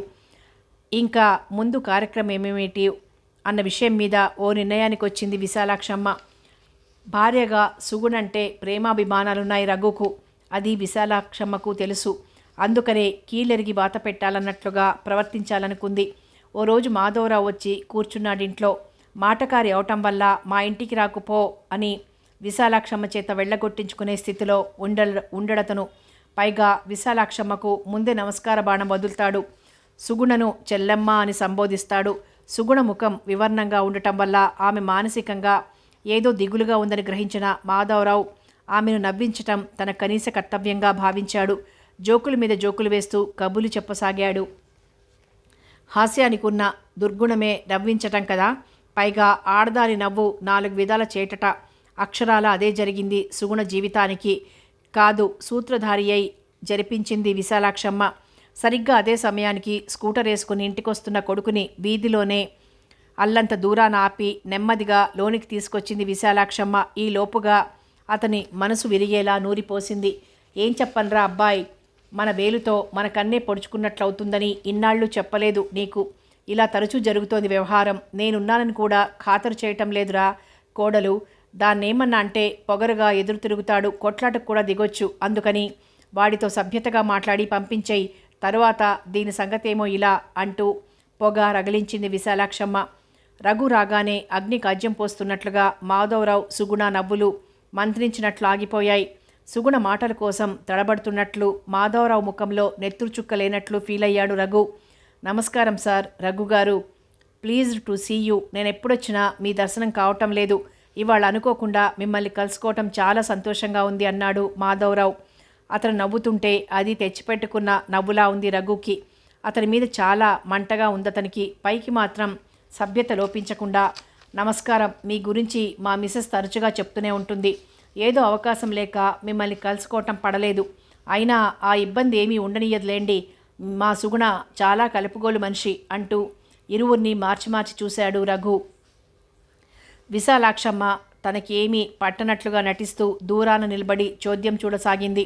ఓ 5 నిమిషాలు మంచితనం నటిస్తున్న రఘుతో మాట్లాడి వెళ్ళిపోయాడు మాధవరావు. ఇరువైపులా పులుల్లా కనిపిస్తున్న విశాలాక్షమ్మ రఘులను తప్పించుకోవటానికి బీతహరిణేక్షనిలా లోనికి పోబోయింది సుగుణ. అది రఘుకు ఎన్నో రకాల అర్థాలకు చాటు చెప్పింది. ఆగు, ఎన్నాళ్ళుగా సాగుతోంది వ్యవహారం? దగ్గరగా వెళ్ళి మెడ మీద 2 గుద్దులేశాడు. పక్కలో బాంబు పడ్డట్టు అదిరిపడింది సుగుణ. వినీలాకాశం ఉరుముతుందని ఎవరు ఊహిస్తారు? కానీ ఉరుముతున్న మాట నిజం. ఏమనాలో తెలియక, ఏం చెప్పాలో తెలియక అదో రకంగా అతని వైపు చూసింది సుగుణ. కన్నీరు జాలువారుతుండగా ఆ చూపులో యుగాలుగా మగవాడి దాష్టికానికి అన్యాయంగా బలైపోతున్న మానిని బాధ, కన్నీటి గాథ, అసహాయురాలైన స్త్రీ దైన్యం మూర్తీభవించి ఉంది. తన పథకం తనయుడు అంత తేలిగ్గా అమలు జరపటం విశాలాక్షమ్మకెంతో సంతసాన్ని కలిగించింది. ఏవండి, మీరు కూడా నన్ను అనుమానిస్తున్నారా అన్న భావం ఆ ప్రశ్నలో ఉంది. నోర్మయ్, నేనేం విందల్చుకోలేదు. ముందు నువ్వు చాలా కఠినంగా ఉన్నాయి రఘు మాటలు. పుట్టింటికి పొమ్మంటారు అంతేగా, ఆ మాత్రం అర్థం చేసుకోలేని దాన్ని కాదులేండి. కళ్ళల్లో నీళ్లు చివ్వున చిప్పిల్లాయి సుగుణకు. తప్పు చెయ్యని వాణ్ణి నువ్వే తప్పు చేశావు అని దండిస్తే ఎలా ఉంటుందో అలా ఉంది ఆమె పరిస్థితి. అర్థం చేసుకున్న దానవైతే వెంటనే దయచేయి, లేకపోతే ధైర్యం కూడదీసుకుంటూ గొంతు పెగిల్చుకుంది. మెడపట్టి గెంటాల్సి ఉంటుంది. అంత మాట పడ్డాక ఇక అక్కడుండటం అనుచితమనిపించింది. తన బ్రతికిలా అన్యాయంగా కూలిపోతున్నందుకు, కాలిపోతున్నందుకు వలవలా విలపిస్తూ బట్టలు సర్దుకుని బయలుదేరింది. అన్యాయంగా అపనింద వేసి పంపుతున్న తల్లి కొడుకులను చూస్తే ఎక్కడో హృదయపు పొరల్లో ఉన్న రోషం, ఆవేశం పెళ్ళుబికి పైకొచ్చాయి. అత్తకు భర్తకు తనిస్తున్న శాపమా అన్నట్లుగా అక్రమంగా నన్ను వెళ్ళగొట్టినంత మాత్రాన మీరు సుఖపడతారనేది కల్లో వార్త. భర్త వదిలిన భార్య ఈ సమాజంలో ఎటువంటి విమర్శలకు గురవుతుందో భార్య దగ్గరలేని భర్త గతి కూడా అంతే అని శోకమూర్తిలా వెళ్ళిపోయింది బస్టాండ్కు. శభాష్ రఘు, నువ్వు నిజంగా శ్రీరామచంద్రుడు లాంటి వాడివి అంటూ కొడుకు చేసిన ఘనకార్యానికి అభినందించింది తల్లి. నీ మాట జవదాటితే నా బ్రతుకెందుకమ్మా? మాతృభక్తిని ప్రకటించాడు రఘు. కూతురికి జరిగిన అన్యాయానికి ఎంతో వగచారు పద్మనాభయ్య దంపతులు. ఈ విషయంలో తామేం చెయ్యాలో, కూతురి కాపురాన్ని ఎలా చక్కబెట్టాలో వారికి అర్థం కాలేదు. మొగుడు వదిలేసిన భార్యగా రేపటి నుంచి సుగుణ ఎలాంటి విమర్శలు, విషమ పరిస్థితులు ఎదుర్కోవాలో అని తమలో తామే కుమిలిపోయారు. ఇకపోతే పెళ్ళాన్ని వదిలేసిన మగమహారాజు రఘు ఎంత సుఖపడుతున్నాడో చూద్దాం. తల్లి మనసు నొప్పించలేని బలహీనత కొద్దీ భార్యను తిట్టి తగిలేశాడే గాని సుగుణలేని లోటు చాలా విషయాల్లో కనిపించసాగింది. రాత్రిళ్ళు సంగతలా ఉంచి సాంఘికంగా తన పొజిషన్ చాలా దిగజారిపోయిందని తెలిసొచ్చింది రఘుకి. ఇదివరకు ఎవరింటికన్నా జంటగా వెళ్తే ఎంతో మర్యాద మన్నన చూపేవాళ్ళు, చక్కగా రిసీవ్ చేసుకొని అతిథి సత్కారాలు ఘనంగా జరిపేవాళ్ళు. ఇప్పుడో ఎందుకొచ్చిన శనిరా అంటూ తప్పించుకుంటున్నారు. ప్రాణమిత్రుడు అనుకున్న ప్రభాకర్ ఇంటికి వెళ్తే వాడి ముఖంలో తన రాకకు అయిష్టత స్పష్టంగా కనిపించింది. కారణం, వాడి భార్య కూడా చాలా అందంగా ఉంటుంది. ఎక్కడ తను వాడి భార్యతో ఎక్కువగా మాట్లాడతాడో ఆమెను కొరుక్కు తినేస్తాడేమోనన్న భయంతో ప్రవర్తించాడు. 5 నిమిషాలు అవ్వగానే ఆఫీస్ పనుందోయ్, మరోసారి కలుసుకుందామంటూ లేచిపోయాడు. వదిన్ని పుట్టింట్లో ఎందుకన్నయ్య గారు ఉంచటం? ఇక్కడ మీకు ఇబ్బంది కాదు అంది ప్రశ్నార్థకంగా ప్రభాకర్ భార్య. ఆ మాటల్లో నీ భార్యను పుట్టింట్లో ఉంచటం దేనికి, నువ్విలా తిరగటం దేనికి అన్న హెచ్చరిక ఉందని గ్రహించాడు రఘు. బాగా పరిచయం ఉన్న సుబ్బయ్య గారింటికి వెళ్తే ఆయన తన వయసొచ్చిన ఆడపిల్లలందరినీ అలమార్లో పెట్టి దాచిపెట్టినట్లు ప్రవర్తించారు. ఒక్క ఆడపిల్లనైనా తనతో మాట్లాడనీయకుండా. ఇదే ఇంతకుముందు సుగుణతో వెళ్తే ఆడపిల్లలందరూ తనతో చనువుగా మాట్లాడిన వాళ్లే. ఎదురింటి జంట సరేసరి తనని అపహాస్యం చేస్తున్నట్లుగా కిసుక్కున నవ్వి చెయ్యి కలుపుకొని గదిలో దూరేవారు తను గమనిస్తున్నప్పుడే. ఇక కాలేజీలో పరిస్థితి మరీ దారుణం. తన వెనక పెళ్ళాన్ని వదిలేసి రోడ్లు సర్వే చేస్తున్న లెక్చరర్ ఆయనేరా అని కొంతమంది కుర్రాళ్ళు మర్యాదగా మాట్లాడితే, అందమైన పెళ్ళాం సేవల్ని అనుభవించే అర్హత అందరి చోటలకి ఉండదురా అంటూ ఘాటుగా విమర్శించేవాళ్ళు కొంతమంది విద్యార్థులు. కాగా కో లెక్చరర్స్కిదో వినోదమైపోయింది. సరదాగా షికార్కి పోదాం రమ్మో అని ఎవరైనా అడిగితే, సారీ బ్రదర్, మాకు ఇంటి దగ్గర పెళ్ళాం బిడ్డలున్నారు, నీలాగా రికామిగా లేం అనేవారు తన స్థితిని ఎత్తి చూపిస్తూ. ఒకసారి 2 లెక్చరర్ల మధ్య పోట్లాట వచ్చి అందులో ఒకతను, నేను చాలా నీతి పనున్నోయ్, పెళ్ళాన్ని వదిలేసి వెరైటీ కోసం రోజుకో చోటు వెతుక్కుంటూ పోయేవాడిని కాదు కొంతమందిలా అన్నాడు. ఒకసారి ప్రిన్సిపాల్ ఏదో స్పెషల్ పార్టీ కండక్ట్ చేస్తుంటే తనకు ఆహ్వానం రాకపోతే వెళ్ళి అడిగాడు రఘు ప్రిన్సిపాల్ని, సారీ మిస్టర్ రఘు, ఈ పార్టీలో పాల్గొనటానికి భార్యలను తీసుకుని రాగలిగిన వాళ్లే అర్హులు. కొన్ని కారణాల దృష్ట్యా ఆ అర్హత మీరు కోల్పోయారని విన్నాను. ఐ కాంట్ హెల్ప్ యూ అన్నారు. బజార్లో వస్తుంటే వీధి అరుగుల మీద కూర్చునే పని పాటల్లేని నిక్షేప్రాయుళ్ళు కూడా వాడేనా పెళ్ళాన్ని వదిలిపెట్టిన సన్నాసి అంటుంటే భరించలేకపోయేవాడు రఘు. వాళ్ళందరినీ ఖండాలుగా నరికితే పళ్ళు పటపట నూరాడు నిస్సహాయంగా. విశాలాక్షమ్మ పరిస్థితి అలానే ఉంది.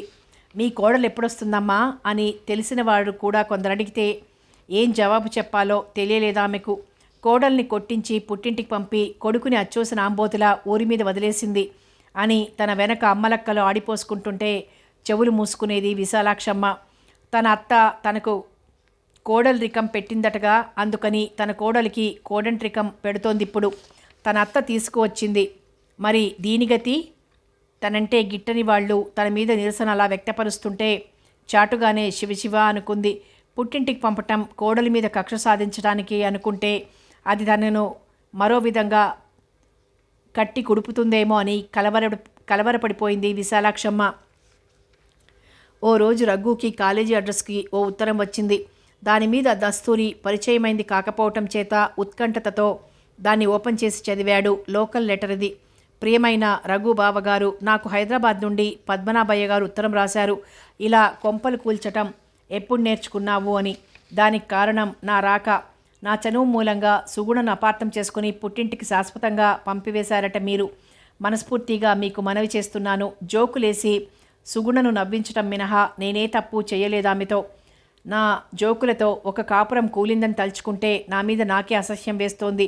సందర్భం గమనించకుండా నవ్వటం, నవ్వించటం ఎంత భయంకర పరిణామాలకు దారితీస్తుందో తొలిసారిగా తెలుసుకుని సిగ్గుపడుతున్నాను. మరో విషయం, ఇందులో మీ అమ్మగారి పాత్ర చాలా ఉండి ఉంటుందని నా నమ్మకం. తరువాత మంచి మనసున్నా సరే మీరు లేని టైంలో వచ్చి, కాకతాళీయమే అయినా కానీ మీ భార్యతో కబుర్లు చెప్పి ఆమె కాపురం చెడగొట్టినందుకు శిక్షార్హుణ్ణి నేను కానీ ఆమె కాదు. కావాలంటే నన్ను తిట్టండి, కొట్టండి, చంపండి. ఆమె సుగుణే కాదు, సుశీల కూడాను. నా మాటల మీద నమ్మకం లేకపోతే నా భార్యను అడగండి. ఆమె 2 రోజుల క్రితమే బిడ్డనెత్తుకొచ్చింది. ఆ బిడ్డ గొంతు మీద కాలు పెట్టి నొక్కుతూ మరీ అడగండి. అలాంటి ఇరకాట పరిస్థితుల్లో కూడా నా భార్య మా ఇరువురికి అంటే సుగుణకు నాకు సంబంధం ఉంది అంటే మీ ఎదురుగా కత్తితో పొడుచుకుని చస్తాను. విఘ్నులు, ఇంతకన్నా మీకేమని రాయను? ఇట్లు దౌర్భాగ్యుడు మాధవరావు. ఆ ఉత్తరం రఘులో ఎంతో సంచలనం కలిగించింది. మానసిక సంఘర్షణలో నలిగిపోయాడతను. ప్రస్తుతం రఘుకి సుగుణ మీద అనురాగమే గాని అనుమానం లేదు. కానీ తల్లి మాట జవదాటలేని తన బలహీనత వల్ల కళ్ళెదుట కొట్టొచ్చినట్టు కనిపిస్తున్న నిజాన్ని కల్లా అని ఎలా అంటావు అన్నట్లుగా నిలవేయటం వల్ల ఆవేశంలో, ఉద్రేకంలో యుక్తాయుక్త విచక్షణ జ్ఞానాన్ని కోల్పోయి భార్యను దారుణంగా ఇంట్లోంచి వెళ్ళగొట్టేశాడు. అయితే దాని ఫలితం అనుభవించక తప్పలేదతనికి. అనుక్షణం భార్య తీయటి మాటలు, చిలిపి కవ్వింపులు, ఆమెతో గడిపిన మధుర క్షణాలు గుర్తుకొచ్చి మనసుని కలిచివేయసాగాయి. మాధవరావుని కలుసుకుని తన భార్య సుగుణ అక్షరాల సుగుణే అని పదే పదే చెప్పించుకుని వీణులారా విని సంతోషంతో గంతులెయ్యాలనిపించింది. అతనితో పాటు అతని ఇంటికి వెళ్ళి అతని భార్య నోటి ద్వారా సుగుణ నిజంగా సౌశీల్యవతి అని విని సంతృప్తిగా నిట్టూర్చి ఎలుగెత్తి అరవాలనిపించింది. నా భార్య నిర్దోషి అని ఎప్పుడెప్పుడు సాయంత్రం అవుతుందా అన్న తహతహతో గడిపాడు రఘు. బయటపడగానే స్కూటర్ని మేఘాల మీద శాంతి మెడికల్ షాప్కి పోనిచ్చాడు. ఇదివరకు సుగుణ చెప్పిన అడ్రస్ ప్రకారం తొందర కాలస్యం మొగుడనే సామెతను రుజువు చేస్తూ మాధవరావు ఆ షాప్లో లేడు. షాప్లో ఉన్న కుర్రవాడి ద్వారా అతని ఇంటి అడ్రస్ తెలుసుకుని రివ్వున వాలాడక్కడ. మాధవరావు నేమ్ బోర్డ్ చూసి తృప్తిగా నిట్టూర్చి స్కూటర్ని రోడ్డు పక్కగా పార్క్ చేసి లాక్ చేసి గేట్ తీసుకుని లోనికి అడుగుపెట్టాడు రఘు. మాధవరావు ఇంటి తలుపులు మూసున్నాయి. తలుపు తట్టాలా వద్దా అన్న సంశయంతో సతమతమవుతున్న రఘుకి లోపల నుంచి వినిపిస్తున్న మాటలు చెయ్యి పట్టుకుని ఆపాయి. చెవులు రిక్కించి ఉత్కంఠతతో ఆ మాటలు వినసాగాడు. ఏవండి, ఇవాళ మీ పుట్టినరోజు కదా, ఎంతో సంతోషంగా ఉండవలసిన సమయంలో మీరేదో వేదనతో కుమిలిపోతుంటే నాకెలా ఉంటుంది చెప్పండి. ఇంతకీ మీ మనసులోని బాధేమిటో నాకు చెప్పరు అని మాధవరావు భార్య గొంతు గ్రహించాడు రఘు.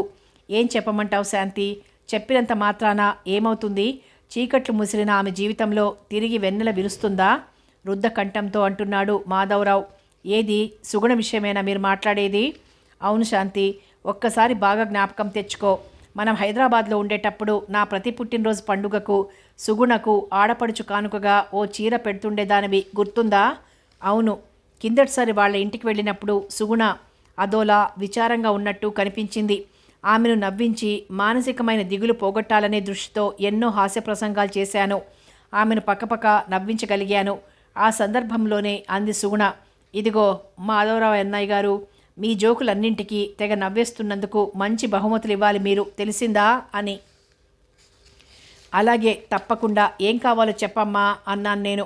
ఇంకా ఏదో ఎందుకు, మీ పుట్టినరోజు వస్తోందిగా త్వరలో, మీ ఇంటికి వస్తాను నేను.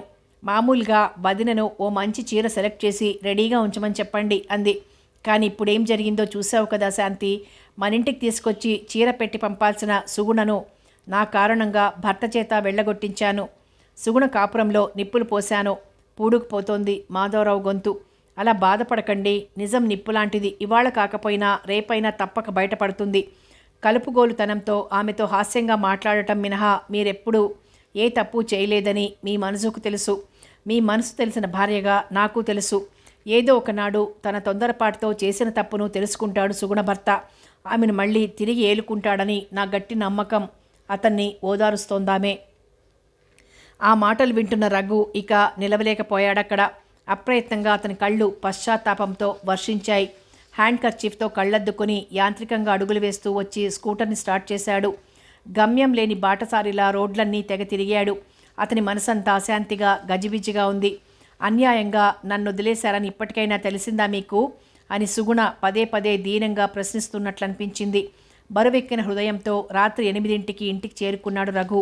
అన్నం దగ్గర కూర్చున్నాడన్న మాటే గాని అతని మనసులో లేదు. అన్నీ సుగుణ మీది ఆలోచనలే. ఏం రఘు, అదోలా ఉన్నావేమిటి? ఒంట్లో బాగుండలేదా? విశాలాక్షమ్మ ఆతృతగా అడిగింది. ఏం లేదు, బాగానే ఉందంటూ దాటవేశాడు రఘు. కానీ విశాలాక్షమ్మ ఊరుకోలేదు. నాకు తెలుసురా, నీ మనసు సుగుణ గురించి ఆలోచిస్తోంది. తప్పు చేసినా దానిమీద నీకింకా ప్రేమ పోయినట్టు లేదు. అంతా కర్మ అంటూ వాపోయింది. రఘు చెవుల్లో ఏదో సముద్ర ఘోష. మాధవరావు ఇంట్లో తను విన్నదేమిటి, ఇక్కడ అమ్మ అంటున్నదేమిటి? పిచ్చెక్కినట్లయింది రఘుకి. చెయ్యి కడుక్కుంటూనే వెళ్ళి మంచం మీద పడ్డాడు. ఆ రోజు నుంచి రఘు జీవితంలో మార్పు వచ్చింది. ప్రతి విషయంలో అనాసక్తి ఏర్పడింది. తిండి తిప్పలు సరిగ్గా పట్టించుకోవడం లేదు. నీరసించిపోయాడు.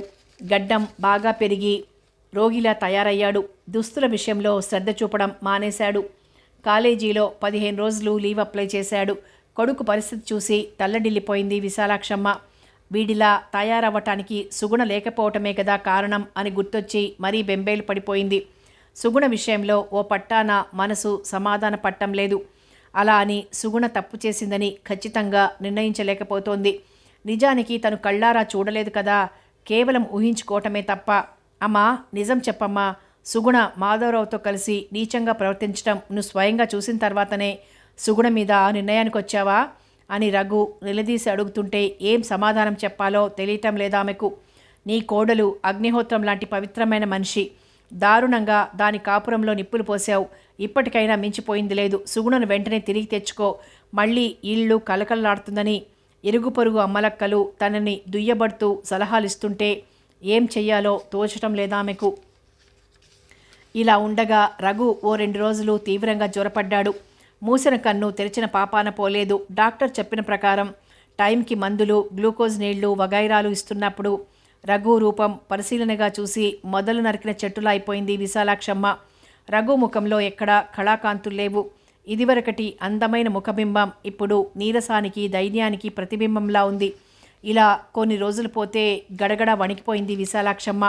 అమ్మో, ఇంకేమైనా ఉందా? హఠాత్తుగా భర్త గుర్తుకొచ్చాడు విశాలాక్షమ్మకు. గోడకున్న ఆయన ఫోటో వైపు అదోలా చూసి నిట్టూర్చింది. తల్లి దుర్బోధ విని భార్యను అలక్ష్యం చేసి తాగుడు, పేకాట, స్త్రీ వ్యసనాల బాలబడి అధోపతనమైపోయాడు తన భర్త. అలాగే తను కోడలి మీద దుర్బోధ చేసి తన కొడుకు పతనానికి కారణమవుతోందా? ఏమో, రేపు రఘు మాత్రం అలా తయారవ్వడని ఏమిటి నమ్మకం?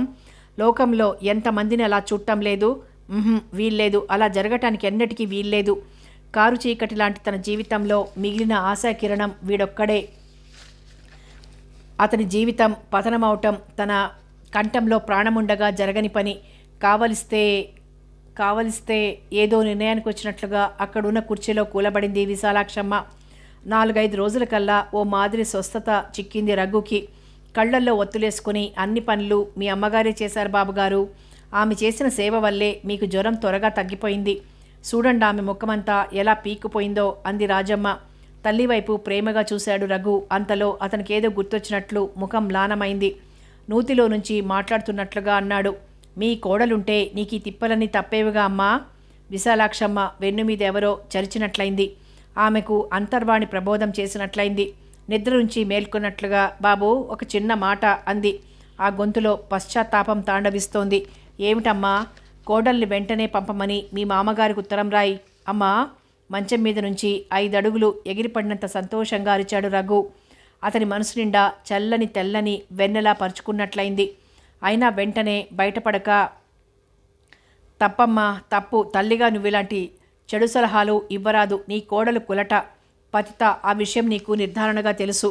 బాబు, చచ్చిన పాముని ఎందుకు ఇంకా చంపుతావు? అయితే అవును బాబు. రఘు, ఆమె చేసిందన్నది నిజం కాదు. దాన్ని నేనే తొందరలో అపార్థం చేసుకున్నాను. వెంటనే కోడల్ని తీసుకురమ్మని మీ అత్తమామలకి ఉత్తరం రాయి. ఉత్తరం ఏమిటమ్మా? టెలిగ్రామ్ ఇస్తాను. గాల్లో తేలిపోతున్నంత ఉత్సాహంతో విశాలాక్షమ్మ వద్దంటున్నా వినకుండా స్కూటర్ వేసుకుని పోయాడు రఘు పోస్టాఫీస్కు. హమ్మయ్య అనుకుని హాయిగా నిట్టూర్చింది విశాలాక్షమ్మ. కానీ అంతలోనే ఆమెలో ఏదో సంఘర్షణ. ఆ ఆలోచనల ధాటికి ఆమె ఆగలేకపోయింది. పెనుగాలికి చిగురుటాకులా విలవిల్లాడిపోయింది ఆమె మనస్సు. అల్లుడి దగ్గర నుంచి వచ్చిన టెలిగ్రామ్ అందుకొని చూసిన పద్మనాభయ్య గారు పరమానంద భరితులయ్యారు.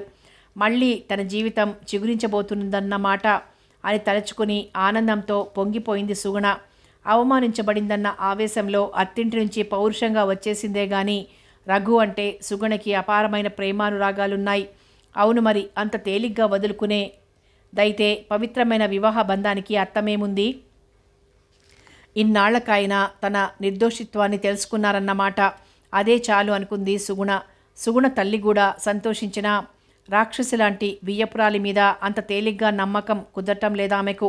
ఇదేమెత్తుగడో, మళ్ళీ తన కూతుర్నెక్కడ రాచి రంపాన పెడుతుందోనని ఆమె భయం. అందుకనే అందామె పద్మనాభయ్య గారితో, ఏదేమైనా కానీ మనం కూడా వెళ్ళి ఓ 10 రోజులుండి అమ్మాయికి ధైర్యం చెప్తేనే మంచిది. లేకపోతే ఆ అత్త మన అమ్మాయిని సరిగ్గా చూస్తుందో చూడదో మళ్ళీ అని ఒప్పించింది. ఈసారన్నా కూతురు సుఖపడేట్టు చూడటం తమ కర్తవ్యం అనుకున్న పద్మనాభయ్య గారు సరే అలాగే చేద్దాం అన్నారు. మర్నాడు ఉదయమే కృష్ణా ఎక్స్ప్రెస్లో బయలుదేరారు పద్మనాభయ్య దంపతులు. సుగుణం తీసుకుని గుంటూరు చేరేసరికి మిట్ట మధ్యాహ్నం దాటిపోయింది. ఈ సమయంలో వియ్యాల వారికి శ్రమ కలిగించడం బాగుండదని హోటల్లో భోంచేసి ఆటో రిక్షాలో ఎక్కి బ్రాడీపేటలోని విశాలాక్షమ్మ ఇంటి దగ్గర దిగారు. అత్తమామలకు తన ప్రియసతి సుగుణకు రఘు ఎదురెళ్ళి స్వాగతం పలికాడు. కొంచెం నీరసంగా ఉన్నా నున్నగా షేవ్ చేసుకొని మంచి డ్రెస్ వేసుకొని మనసులో ఉరుకులు వేసే ఉత్సాహంతో నీట్గా ట్రిమ్గా ఉన్నాడు రఘు. రండి రండి అంటూ సాదరంగా గౌరవపూర్వకంగా ఆహ్వానించాడు. రాజమ్మ ఆదయ్యలు కాళ్ళు కడుక్కోవటానికి నీళ్ళివ్వటం, తుండ్లు అందించటం లాంటి మర్యాదలు చేశారు. అందరూ వరండాలో వేసి ఉన్న కుర్చీల్లో సుఖాసీనులయ్యారు. చెదురుమదురుగా పట్టిన మబ్బులన్నీ విడిపోవటం వలన ఆకాశం నిర్మలంగా ఉంది. సూర్యుడు ప్రకాశవంతంగా వెలుగుతున్నాడు. ఇంటి ముందు రోడ్డు మీద అప్పుడప్పుడు ఆటోలు రిక్షాలు తిరుగుతున్నాయి. రాజమ్మ ఆదయ్యలు కాఫీ టిఫిన్ల ఏర్పాట్లకి లోనికెళ్ళిపోయారు. సుగుణం చూసిన ఆనందాన్ని పట్టలేని రఘు తన సంస్కారాన్ని గుర్తు తెచ్చుకొని, నన్ను క్షమించు సుగుణ, జరిగిపోయింది పీడకలలా మర్చిపోయి నీ జీవితాన్ని స్వర్గతుల్యం చేస్తాను అన్నాడు. మీరు నన్ను క్షమించాలి. చూపురలకు అపోహ కలిగేలా మాధవరావుతో ప్రవర్తిస్తున్నాను అనే విషయాన్ని మర్చిపోయినందుకు నొచ్చుకుంటూ అంది సుగుణ. మనలో మనకి క్షమాపణలు ఏముందిలే అల్లుడు, ఇక నుంచి హాయిగా ఉండండి మీరిద్దరూ, పెద్దవాళ్ళం, మాకంతకన్నా కావాల్సిందేముంది అన్నాడు నెమ్మదిగా పద్మనాభయ్య గారు చిరునవ్వుతో. అన్నట్లు అత్త ఏది కనిపించరేం అంటూ లేచి లోనికెళ్ళింది సుగుణ. మేము అదే అనుకుంటున్నాం అన్నారు పద్మనాభయ్య గారు భార్యను కూడా కలుపుకొని. అత్తయ్య కోసమని గదిలోకి వెళ్ళిన సుగుణకు టేబుల్ మీద మడతపెట్టిన కాగితం ఒకటి కనిపించింది. వణికే చేతులతో దాన్నందుకుని ఆత్రంగా చదవసాగింది. కోడలు సుగుణకు, నీ సుఖజీవితం మీద అసూయతో నీ మీద అనవసరమైన అపోహ కలిగించుకొని నింద వేసి తగిలేయించాను. నా ఈ పాపానికి నిష్కృతి లేదు.